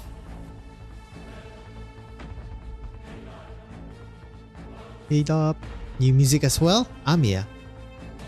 Confessari's guard question mark? Don't be in such a hurry to leave and transform. These clones are nothing before my incantations, Damasti. Or, as you once put it, it is time wasted. We remember that performance and that stroll. We talked for quite some time. That day, you at least still considered yourself a lord of the royal court, despite having a different appearance. What are you now? Try to take on different identities, but these varying journeys have yet to provide us with an answer. What we conclude is, the path has neither beginning nor end. It is a cycle. You sought out death to prove it. Death's end is nothingness. The myriad souls you speak of have said nothing to us. Banshee, how did it feel to sound the bone whistle for us? Shatter, shut the hell up.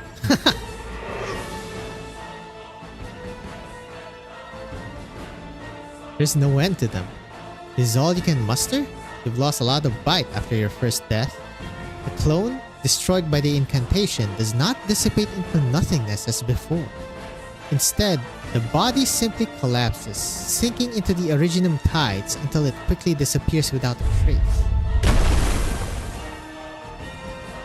From it, a hand resembling a withered branch extends from within the crystal cluster.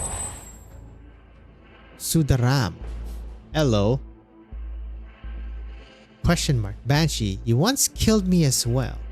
On the battlefield, I am not one of you. In Kasdel, I was ordered to kill those who betrayed the royal court. You got in my way and separated my head from my shoulders with your incantations. You were but a child then with a puerile voice. I remember you. The traitors you mentioned were a family of 3 who wanted to flee Kasdel in search of a peaceful life. You swore an oath of fealty to the royal court. The royal court should never be held above ordinary Sarkas. You may have been a war hero of Kasdel once, but I cannot allow you to slaughter civilians. So, you choose Babel and Theresa, all for the sake of your so-called ordinary Sarkas. That is the righteous path to defeat. Well, the spell his ass again. Okay, he keeps swapping. But even after she died, he still didn't return to Kazdel. He even helped those outsiders steal away the King of Sarkas. The inheritance of the King of Sarkas was a decision made by Her Highness Theresa. You killed me with your own hands, when your incantations were coiling around my heart, strangling. Haha, I couldn't believe it. After fighting alongside each other for so many years, whatever you felt towards me paled in comparison to those outsiders. The potted golden grass you left behind on the ship is growing well now. After Her Highness's death, how many comrades did you slay with your own hands during the internal strife that engulfed Babel? Okay, so this is the traitor guy who talked to Ace. The belongings left behind by so many people. I'm sure there's enough of them to fill your whole room, huh? Do you feel sorrow every time you look at that patch of grass I planted in that pot on a whim? If I were to feel sorrow, it would be because even death has denied you the solace you deserve. Damasti, you were never so keen to dress yourself up as the dead before. This exchange of words cannot provide you with any answers, nor can probing my emotions. The dead do not respond. They continue to emerge from the dark crystal clusters. Many faces, some familiar, others not. All of them Sarkans. Your innate abilities are resonating with the information stored inside the Originium. Seeing as how your powers have grown thanks to the Originium, August Ray is gonna destroy the crystals themselves? No incantations are needed, just a low humming sound from the vibrating of the rock walls. In the heartbeat, all of the Damasti's clones are shattered. Just as expected, there's one left, the very last one. It's you. Hello. The vampire stands there in the cave's depths, his expression almost identical to when he stood atop the Ferenmut's skull that day. However, it is no longer fresh blood that roils around him as before, but rather clusters of Originium crystals. Logos can feel the blood in his body stirring. Sanguine Arc of Vampires, Duke Arael. You are not like the others, I know this. You are not one of the Damasti's avatars. Wait, what? Lord Damasti, this portion of you decided to assist Kisar to Saj. No, we have no interest in helping anyone in particular. We are simply searching for answers.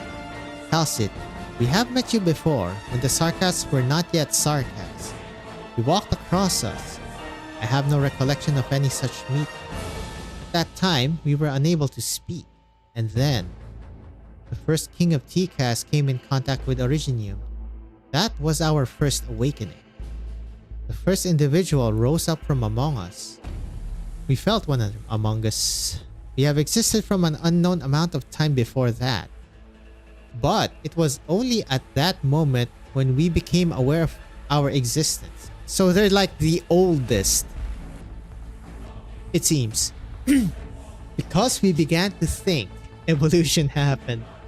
Originium will assimilate all life forms it comes into contact with. Not just you, but also the original vampires, banshees, and wendigos. All TCAS have changed. You are approaching the form of another entity that once existed on this land. Then, what are you?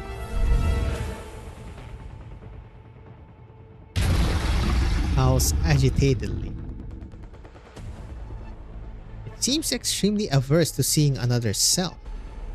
Halcid, the immortal.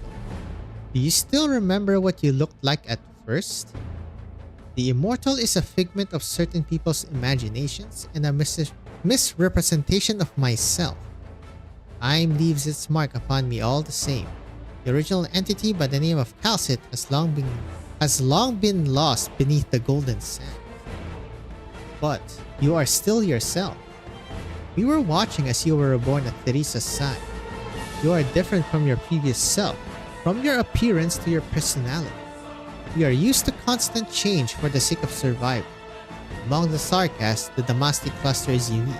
We once thought that you were like us. We know many Calcit, just as Calcit knows many of us. However, we will always be a whole. Each Demacia is a receptor for us to feel this land. But Calcit is different. Each Calcit is still you.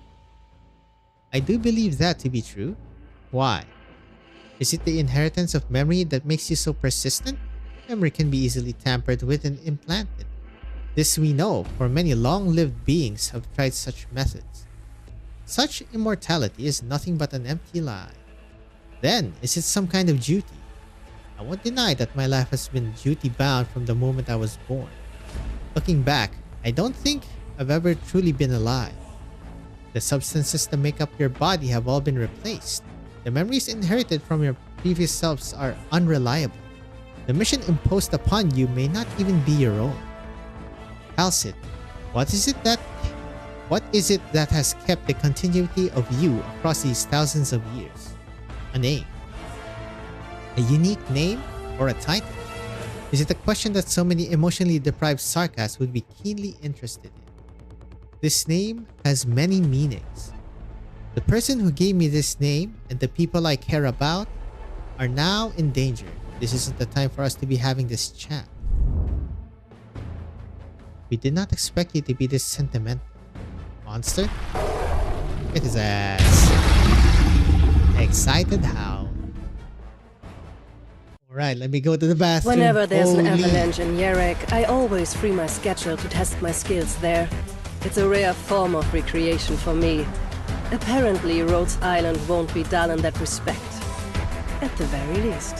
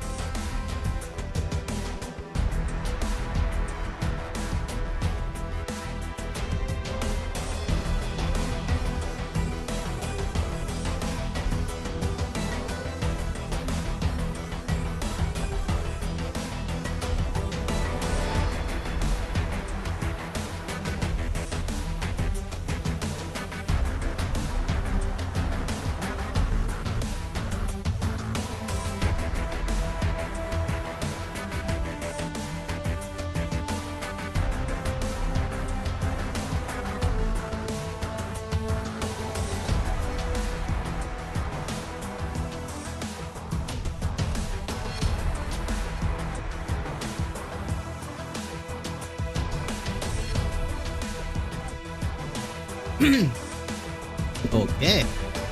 Okay, last one for today. Oh, of course it's orange. God. Okay, what is this? Response to saturation attacks. Opportunity is fleeting in the ever-changing tempo of war. Is this gonna be the fucking Sudarams again? 48. God damn, it's getting higher, huh? Okay, you might be a bit fragile.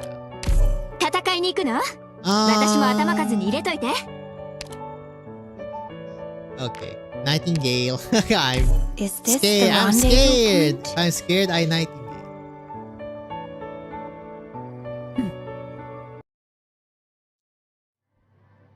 Hello, Chimera. That's not Amiya. Yeah, beat its ass. There's one more. Well, that's two actually. I'm afraid it won't be that easy. A cute little king of sarcasm, you've already broken 5 of my pets. I'll take a guess at how long you will hold out yet. Give life to those beings of witchcraft just to use them as expendable tools to hold me back? It'd take me a bit of time to create these chimeras. I mean, she's a chimera herself. You're so cruel. You go around spreading that rash of empathy everywhere, just like Theresa. When she lost to Theresis, the Regent thought it would be a good opportunity to retake the crown, but to our surprise, she had already passed it on to you before she died. quite the well-conceived plot. Even with our eyes and ears everywhere, we were unable to detect it before it happened. Were you also fooled by her lies, Doctor? I have no idea what you're talking about. Poor soul. Don't even remember a thing. You desperately serve this King of Sarkas. Is it the former king's manipulation, or is it because you truly love her from the bottom of your heart? That I'm actually able to answer. Isar to Sage's ambition will bring even greater harm to the Sarkas. Teresa would never allow him to usurp the crown. Meaningless prattle, my dear little rabbit. Just ask anyone on the streets of Castle and they will tell you. For us, the departure of the King of Sarkas is the gravest disaster. Alright, spare me whatever you might say about fairness. The inheritance of the King of Sarkas has always been filled with accidents, and Teresa's actions were no different from what we did. We all sought to make this power easier to control. Our regent believes more deeply in the connection between blood and soul. The pain they're enduring, are these emotions also instilled and manipulated by witches? Chimera lashes out at the crystals around it. Originum activation levels are increasing.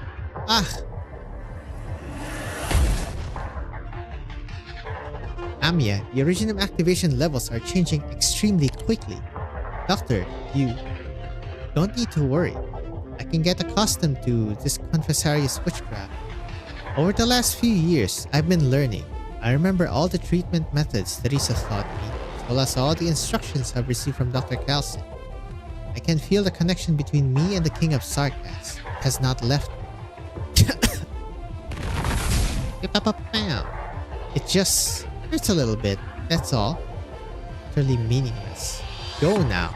That one is of no more value. Owls. The crazed chimera rushes towards you.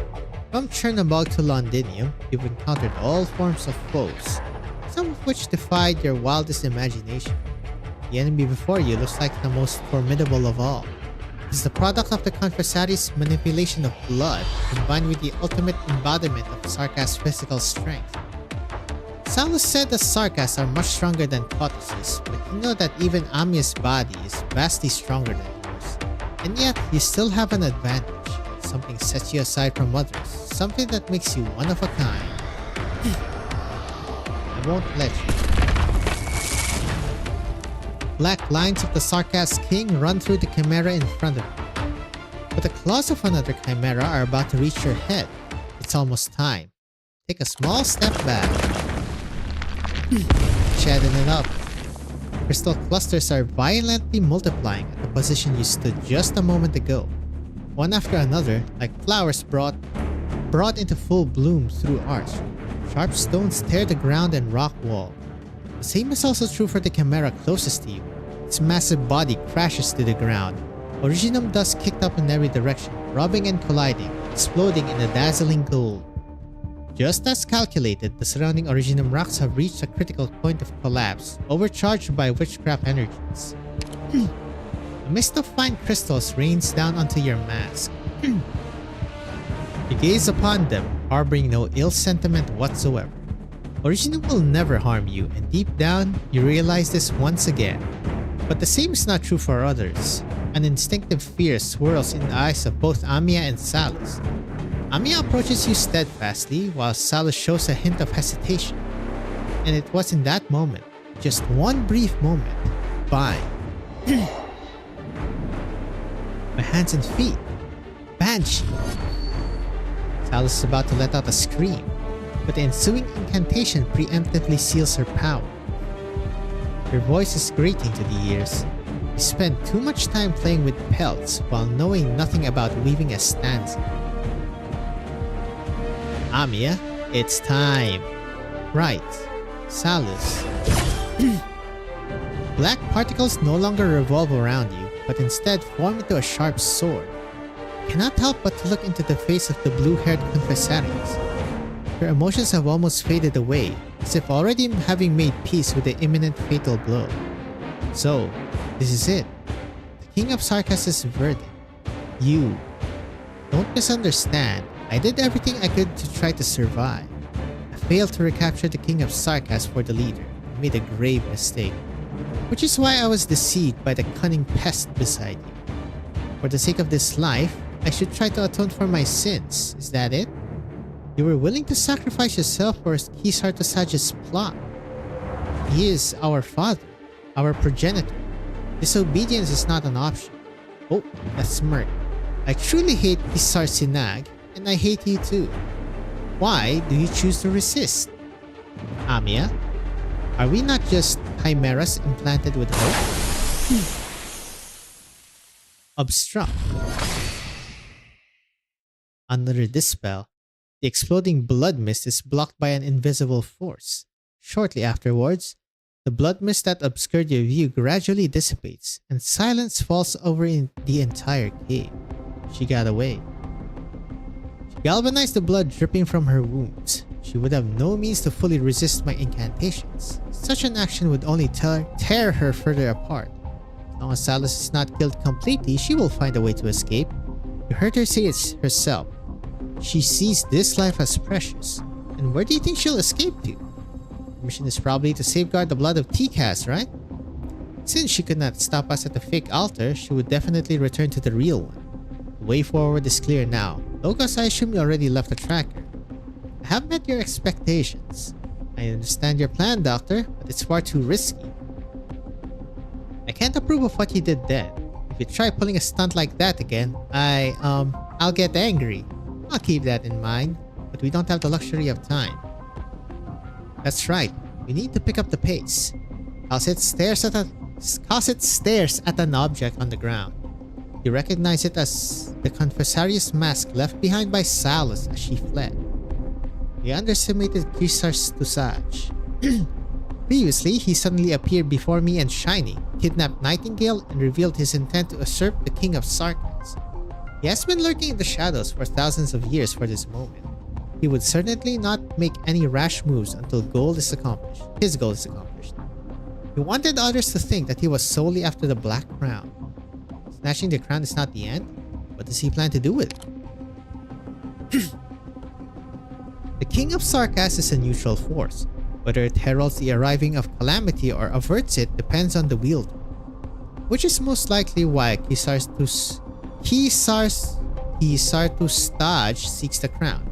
He wants that authority to be vested within his own hands. Touch those secrets passed down for eons to seek even greater power from the point of origination. Amnanam, the first origin. Kisar Tosage, Tukarael, and Theresis. While their ultimate goals may be different, they all converge upon the same destination.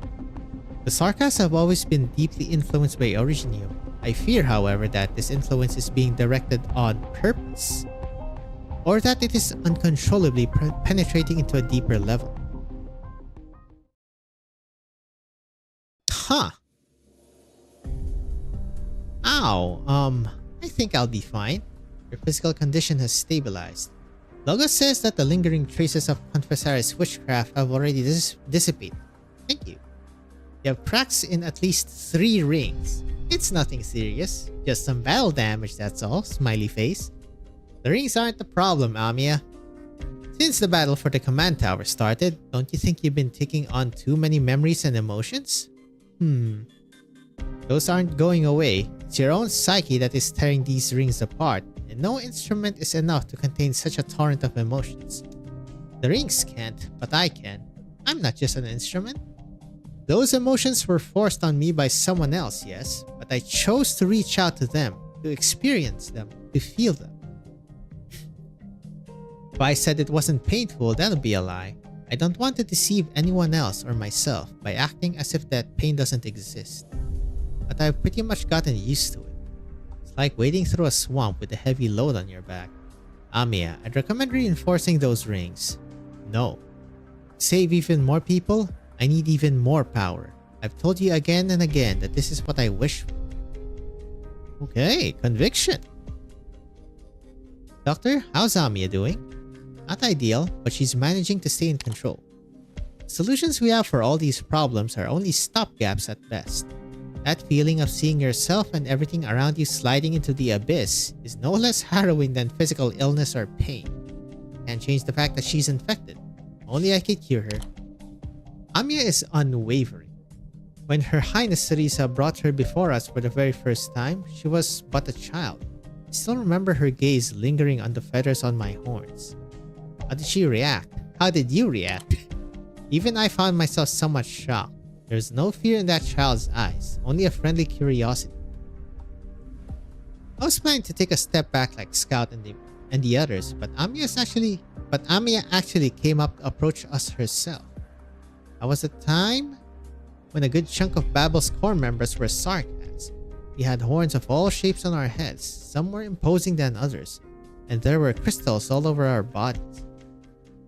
I've seen my fair share of Rimbilitan Causes caravans, so I knew that those timid, mild-mannered Cautuses often found it difficult to suppress their instinctive fear when they came face to face with the Sarkans. Maybe that was just her nature, or she had an exceptional upbringing. Amiya showed no sign of distinguishing between the Sarkas and any other race. She naturally treated everyone with kindness. Which is why I was not surprised at all when I learned that Teresa chose Amiya to be her successor. Even though you're a royal court, that's true. You're a lord of a royal court.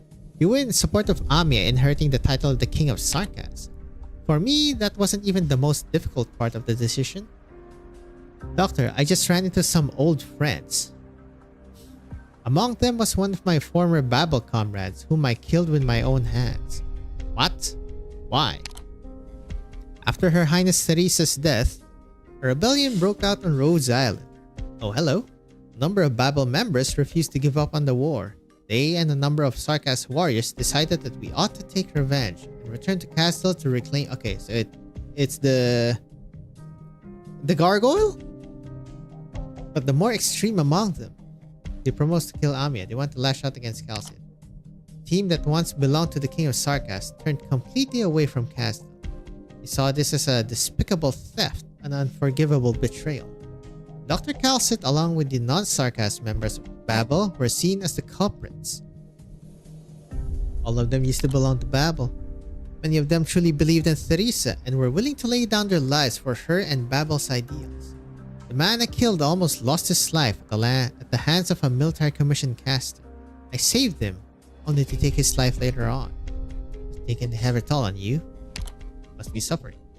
Logos, the Babel member, already made his choice. After the rebellion, the mercenaries and the Sarkas warriors pretty much all chose to leave. Among Babel's official rank and file, only a few decided to remain.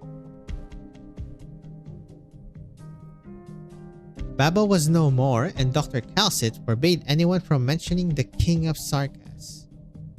Why did you stay in Rhodes? It's true that I did plan to return to the valley following Her Highness's death. Asdel has lost its king and nobody could predict its future. As the master of the Elegiac court, I could not run away from my duty to my home. But before I left, Scout pulled me aside and said that he and Misery were throwing a farewell party for me. I said that drinking was out of the question and that I didn't want to ruin my new change of clothes, but turns out they wanted me to help paint. Paint? Interesting time to do a renovation? They were preparing to change the landship's markings. Outcast was the one who convinced me to take the job. No idea what kind of messed up rumors Closha had poured into her head. She said Banshee incantations are magical, and if I were to make the new sign, Rhodes Island will surely have smooth future voyages. That came from a Sancta. So did you end up making the sign? There's not any actual magic involved, right? But since they insisted, I did weaves. Ha! There is magic involved. What? I did weave some incantations into the paint to make the whole process a bit more fun. That sounds scary. Pretty cool of you. The work was done in no time. Wait, so you're the progenitor of Rhodes, I guess. Or at least the logo. After finishing, we all looked up at the sign together. Ace asked when I was leaving, so I gave them 2 dates. First was when I'd be leaving the landship. That very same day. The next was 3 days later. 72 hours is the shortest time needed to make a round trip from the place the landship was docked at and the Valley of the Banshees. When Ace heard that, he immediately told Scout to give him 5 days worth of booze money. Scout wagered that I'd be back in the valley for more than a week. As for Misery, He pulled the welcome back ribbon out of his pocket and replaced the farewell banner that he had originally put up as a joke. Sounds like everyone is having fun. You were all such good friends. Fucking elite operators, man. I carry a lot of responsibility on my shoulders, and even if I don't want to set any of them down altogether, I still have to pick and choose what I prioritize. But I knew from the very beginning that I made the right call. Doctor, I've not questioned you since you returned from Chernobog. You have no memories of the past, so why do you choose to remain with Rhodes Island even now? Why are you willing to take immense risks and dive deep into the dangers ahead? Hey, shopkeep! Lord Banshee, Mr. Logos, the road ahead has been blocked. The Doctor and the King of Sarkas would like you to hurry up.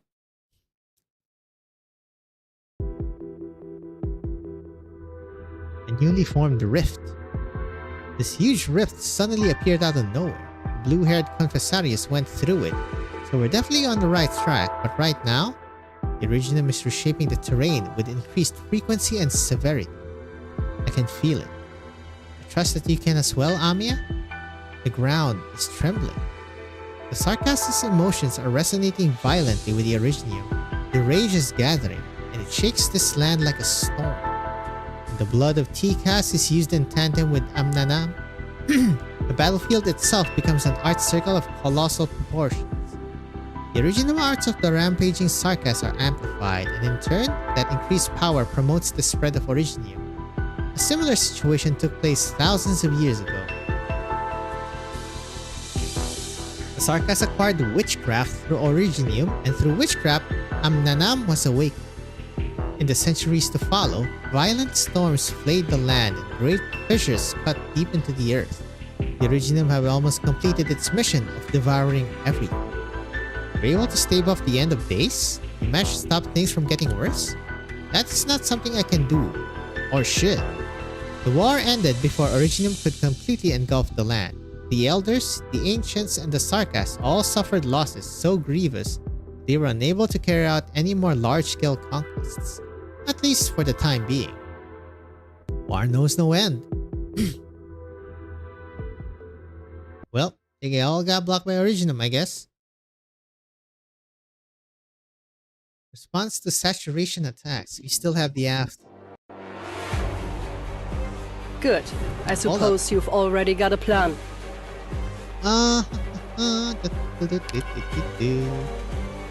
Expand on me. I should probably push it down. Oh! Oh, it's gonna get bigger. Nice. When were the seeds of this tragedy planted? Smiley face. Okay, up or down? I'm gonna go with down. Oh, please tell me that's not Sudaram. Oh, thank God.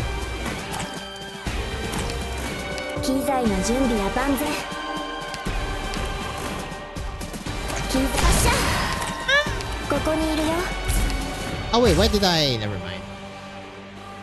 Okay, now that it's there. Oh shoot! There's also this one here. Wait.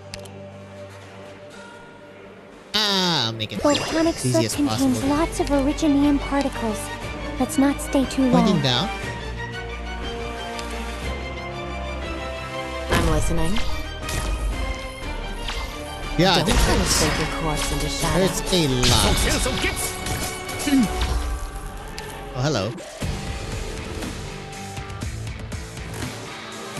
Okay, it goes in the pink ones.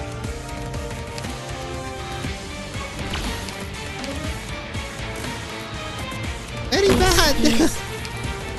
On God, brother. Good. I can just swap you to a shoe. I guess facing up better. Actually, I'm not sure if this is arts or pure. Oh boy, there's one going here, unfortunately. I should have faced Nightingale to the left. I'm a dumbass. You can go. I mean, do this one something isn't else. as bad though. Doctor, take flight. Passing through, just pass through, buddy. I got this. Focus elsewhere. Elsewhere indeed. Melt away, life-depriving stone. You stepped into my domain. Wait. I know what to do. Don't order me. これで分かったでしょ。問題ないよ。 Bastards. 任せて。 Poke it down. Right behind you. Wait, it's not moving. We'll see about that. ここに敵へロックアウト。 Oh. Okay, so it doesn't move 機 there. 材の準備は万全。 My bad. God, here comes the Sudaram. Physical damage.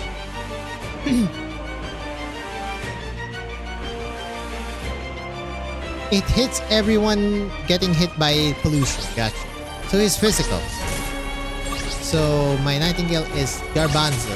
Oh god. You want emotionless Please die. meaningless here. Yeah, we have monster problems here. Forward. Right? Stand high. Spicy. Sharpen the mind. Some damage. You stepped into my domain. Hey yo. Orders, please. Bagpipe. Objetivo abismal. Maybe two arts. Kinda? I guess kinda is okay.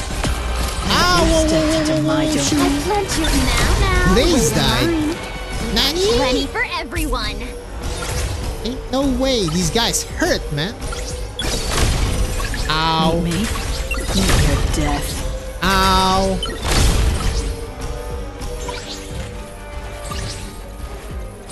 Okay. Doctor, my power is all yours now. You'll be fine. Picked out your bait yet? Questo. Nothing from that. You'll be fine, yeah? Più fai veloce, meno farma. I know what to do. Don't order me around. Forward. There's still two of them. What? Again, Brescher, I know you're in pollution, but please get your skill quick. Questo ti farà tacere. I gotta check their stats. Mission accomplished. Right, here's the last one for today. After. What's this? 14.9? 68 hours into the operation. 65 to 68, I believe.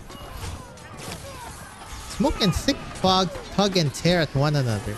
The deck of the Gastrel is teeming with the seeds and withered branches of the Naxxons. 70% of the guns that once breached countless fortresses have now fallen silent. Its teeth almost completely pulled and its talons wetted smooth. The logical next step is for this prey to be dismantled and devoured. However, the Naxxon's throne has also been pierced by dozens of ladled fort crackers. With just one move, the God of War could be pulled from his throne. That proven to me that war marches on. 200 years ago, no Victorian would have come even this far. And you, Sarkas, you've proven that you're not just some decrepit old shadow. You are indeed a threat to this great land. Perhaps my warship should have paid you a visit sooner after I tore Gaul apart. You would have been afforded no such opportunity. None of you. A Conquisarius transmission. Yes, in the direction of the blood of Titans. Naxxon King takes in the entirety of the battle. The enemy is trying to halt the storm. This might change the flow of battle, but it is hardly decisive. Even without the catastrophe, his warriors are just as savage, just as unrelenting. Wellington is a worthy opponent, but the fetters of time will soon drag him away. He has no place among the future's wars. The true threat comes from elsewhere. It comes from behind. Theresis and the Conquisarius have reminded me that this is not the only battle. Will you attend to it personally? I have already received the wars promised to me by the military commission, present and future. The Naxxoners must also fulfill their pact with the region. But before I leave, I must sow some seeds of decay on this battlefield for me to reap upon my return. He just leaves like that? A thick haze rises. On the battlefield, only the throne remains. Is that Naxxon running away? No, in a real war there is no retreat. Wait, General, look at the throne. There's some kind of mist pouring from it. Oh, getting quite red. That isn't any ordinary mist. It's eating me from the inside. General, your body. Soldiers, status report in the Gastrel. Damage to the cabins in excess of 60%. Per your previous orders, propulsion capabilities are largely intact. As for weapons, move anything that's basically unusable and discard it on the spot. Roll out the Originium cannons from the lower deck. Those are already obsolete, but still enough to kill. Yes, sir. Notify the Gastrel to retreat to G0 high ground according to the plan and continue to consolidate defenses there. We will also follow at speed while ordering all current battle lines to fall back. Next, we'll send these Sarkas over to the caster and goad it into hand. Any news from Shay? Captain and Lady Ablana have captured most of the Naxater altars in this area. Yes, I saw. Her flames are very vivid. Medic. No need. General?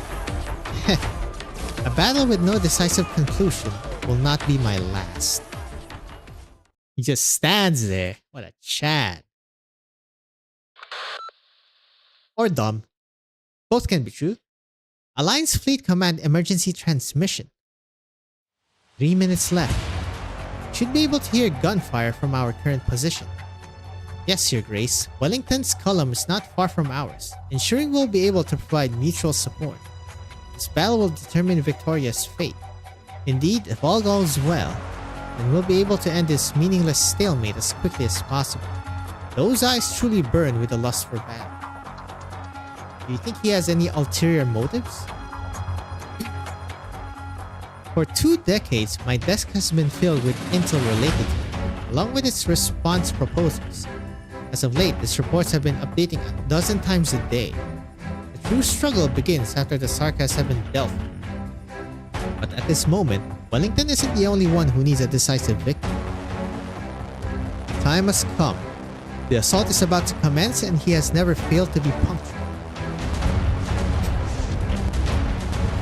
Hello? Oh, there's the gunfire. Ah, do you hear that? The Gastrel's full broadside. Such a different timbre it is compared to our ships. After this battle, Caster's name will shine alongside Wellington's in the annals of Victorian military history. Anomaly, anomaly, 0001. Repeat, 00 and 01. Drat, the comms have been cut? Your Grace, all signals from the Duke of Wellington have vanished. A group of Sarkas suddenly emerged from the catastrophe and have engaged in battle with our frontline troops. Is it 07? What the hell is Wellington doing? Acting alone at a time like this? That vain-glorious fool. Has he gone senile? Impossible. I do have a conjecture though. Do you think he deceived Castor? Or rather, everyone? That doesn't make any sense. This is the Iron Duke we're talking about. Why would he abandon the other, more easily manipulated dukes to go ally with the Sarkas? It's a game of prisoner's dilemma among the dukes. How would the Duke of Windermere, a warrior, treat her foes? She'd kill them all and wipe the last speck of their blood across their sea's spoils. Before he became first among the Victorian dukes, Wellington had already been leading troops for decades longer than your mother. As a noble among nobles, Castor was used to everyone playing by the same set of rules. After spending too long seated in front of the card table, you might have forgotten that some unreasonable people, such as us gangster types, have a penchant for flipping the entire table. Hypothetically, if the Iron Duke truly saw all of Victoria as enemies rather than competitors, he'd never even given Castor a single chip to bargain with. Prisoner's dilemma. Ain't no way, bruh. Catastrophe. The next wave of catastrophe struck far sooner than any of the catastrophe messengers predicted. All our comms have been knocked offline. How long for repairs? 15 minutes. No, we'll make it 10. Your Grace, you came back on Wellington's orders. Indeed. You're heavily injured. Who's responsible? Not any of the Iron Duke's men. He lost to that Sarkas? After the Gastrel opened fire, The Naxxra's advanced brigade emerged from the fog. They moved extremely quickly, using already deployed altars to destroy a small warship. Abercorn's infantry had already engaged them for a spell. He expected the Gastrel to aid the ship, but he retreated instead. That's right, the Gastrel has turned back. All of Wellington's other ships are covering the flagship's retreat. The casters have also changed targets, relying on the covering fire from our ships to secure their own vessel's retreat. What about Abercorn and Ashworth's ships? Completely exposed to the Naxxra's assault. They expected to show up as support, but now find themselves facing the enemies head-on.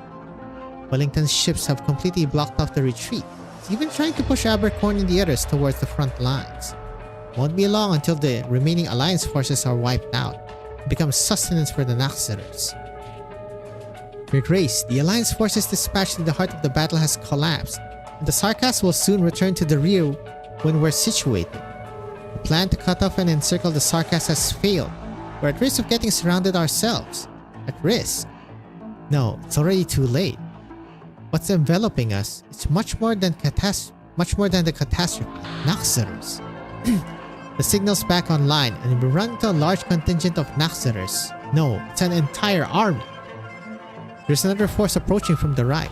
Is that their second army? They've already begun fighting. Catastrophe is amplifying the Naxxra's witchcraft. Oh god, it's a pretty strong alarm. The original response is spiking sharply. Your Grace, watch yourself.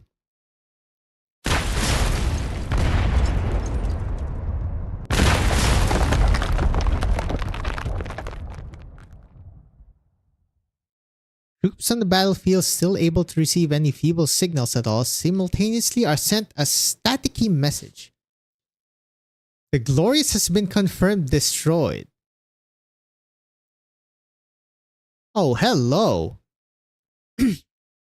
Vina remembers the first time she saw a high-speed battleship. It was sitting on her father's desk, a small-scale model, only as long as an adult's forearm. Its crystal flagpole would fall over with just a little poke. Her father pushed her touchy, feely hands away, telling her that high-speed battleships are akin to metallic monsters that conquer the land.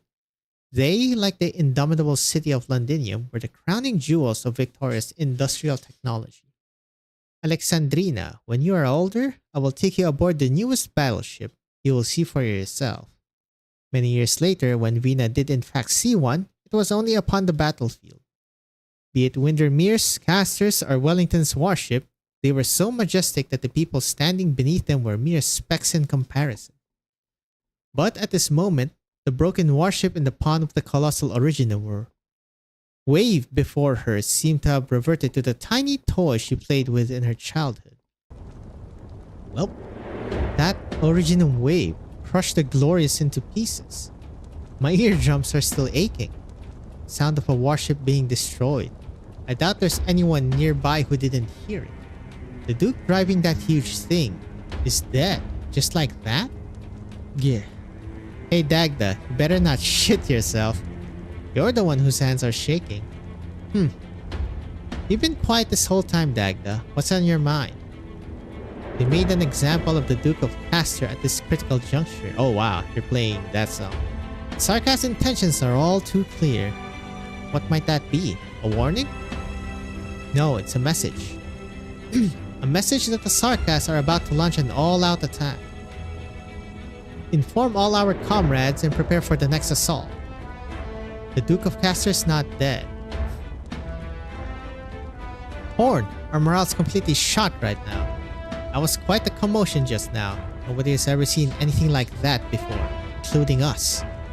But the captain's already sent out a bunch of old vets to tag along with you, calm down the fresh greens. Aye, looks like it's been working out. Bagpipe, don't hold them to our standards, even if you're just doing it subconsciously. The exemplars just happen to be a particularly special case. Aye, got it, Captain. Horn, you just said that the Duke of Castor is still alive? You seem quite certain about that. Take a look. The muzzles of the Glorious's cannons have been locked on since the very beginning. Huh? There might be countless criticisms about Victoria's Grand Dukes, but holding that position for decades is no easy feat. Since the Glorious has not ceased its resistance, that means the Duke of Castor has not perished. As for the actual situation, maybe that's something a Tribly Asher can clear up for us. On cue, he left the moment the Glorious started to run into trouble. He might be in the vicinity trying to get a contact with the Glorious to figure out what's actually going on. But from what he told us, the stone of the sword we're looking for is also right there. Siege, what's our next move? We've just heard back from the outpost. The Glorious has been completely surrounded by the Royal Court's blitz attack, and the Duke of Wellington has suddenly withdrawn his forces. The situation in the surrounding areas has rapidly deteriorated. Bina, I'm afraid that we'll have to halt our march at once. Shit's heating up! Oh, god damn it. We are Okay, one fine. step closer to the truth Next of this time, land, Professor. boys.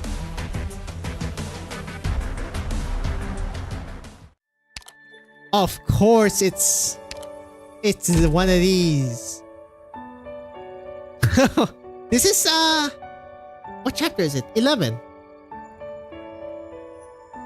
Well, next time, folks, 14-10. See ya.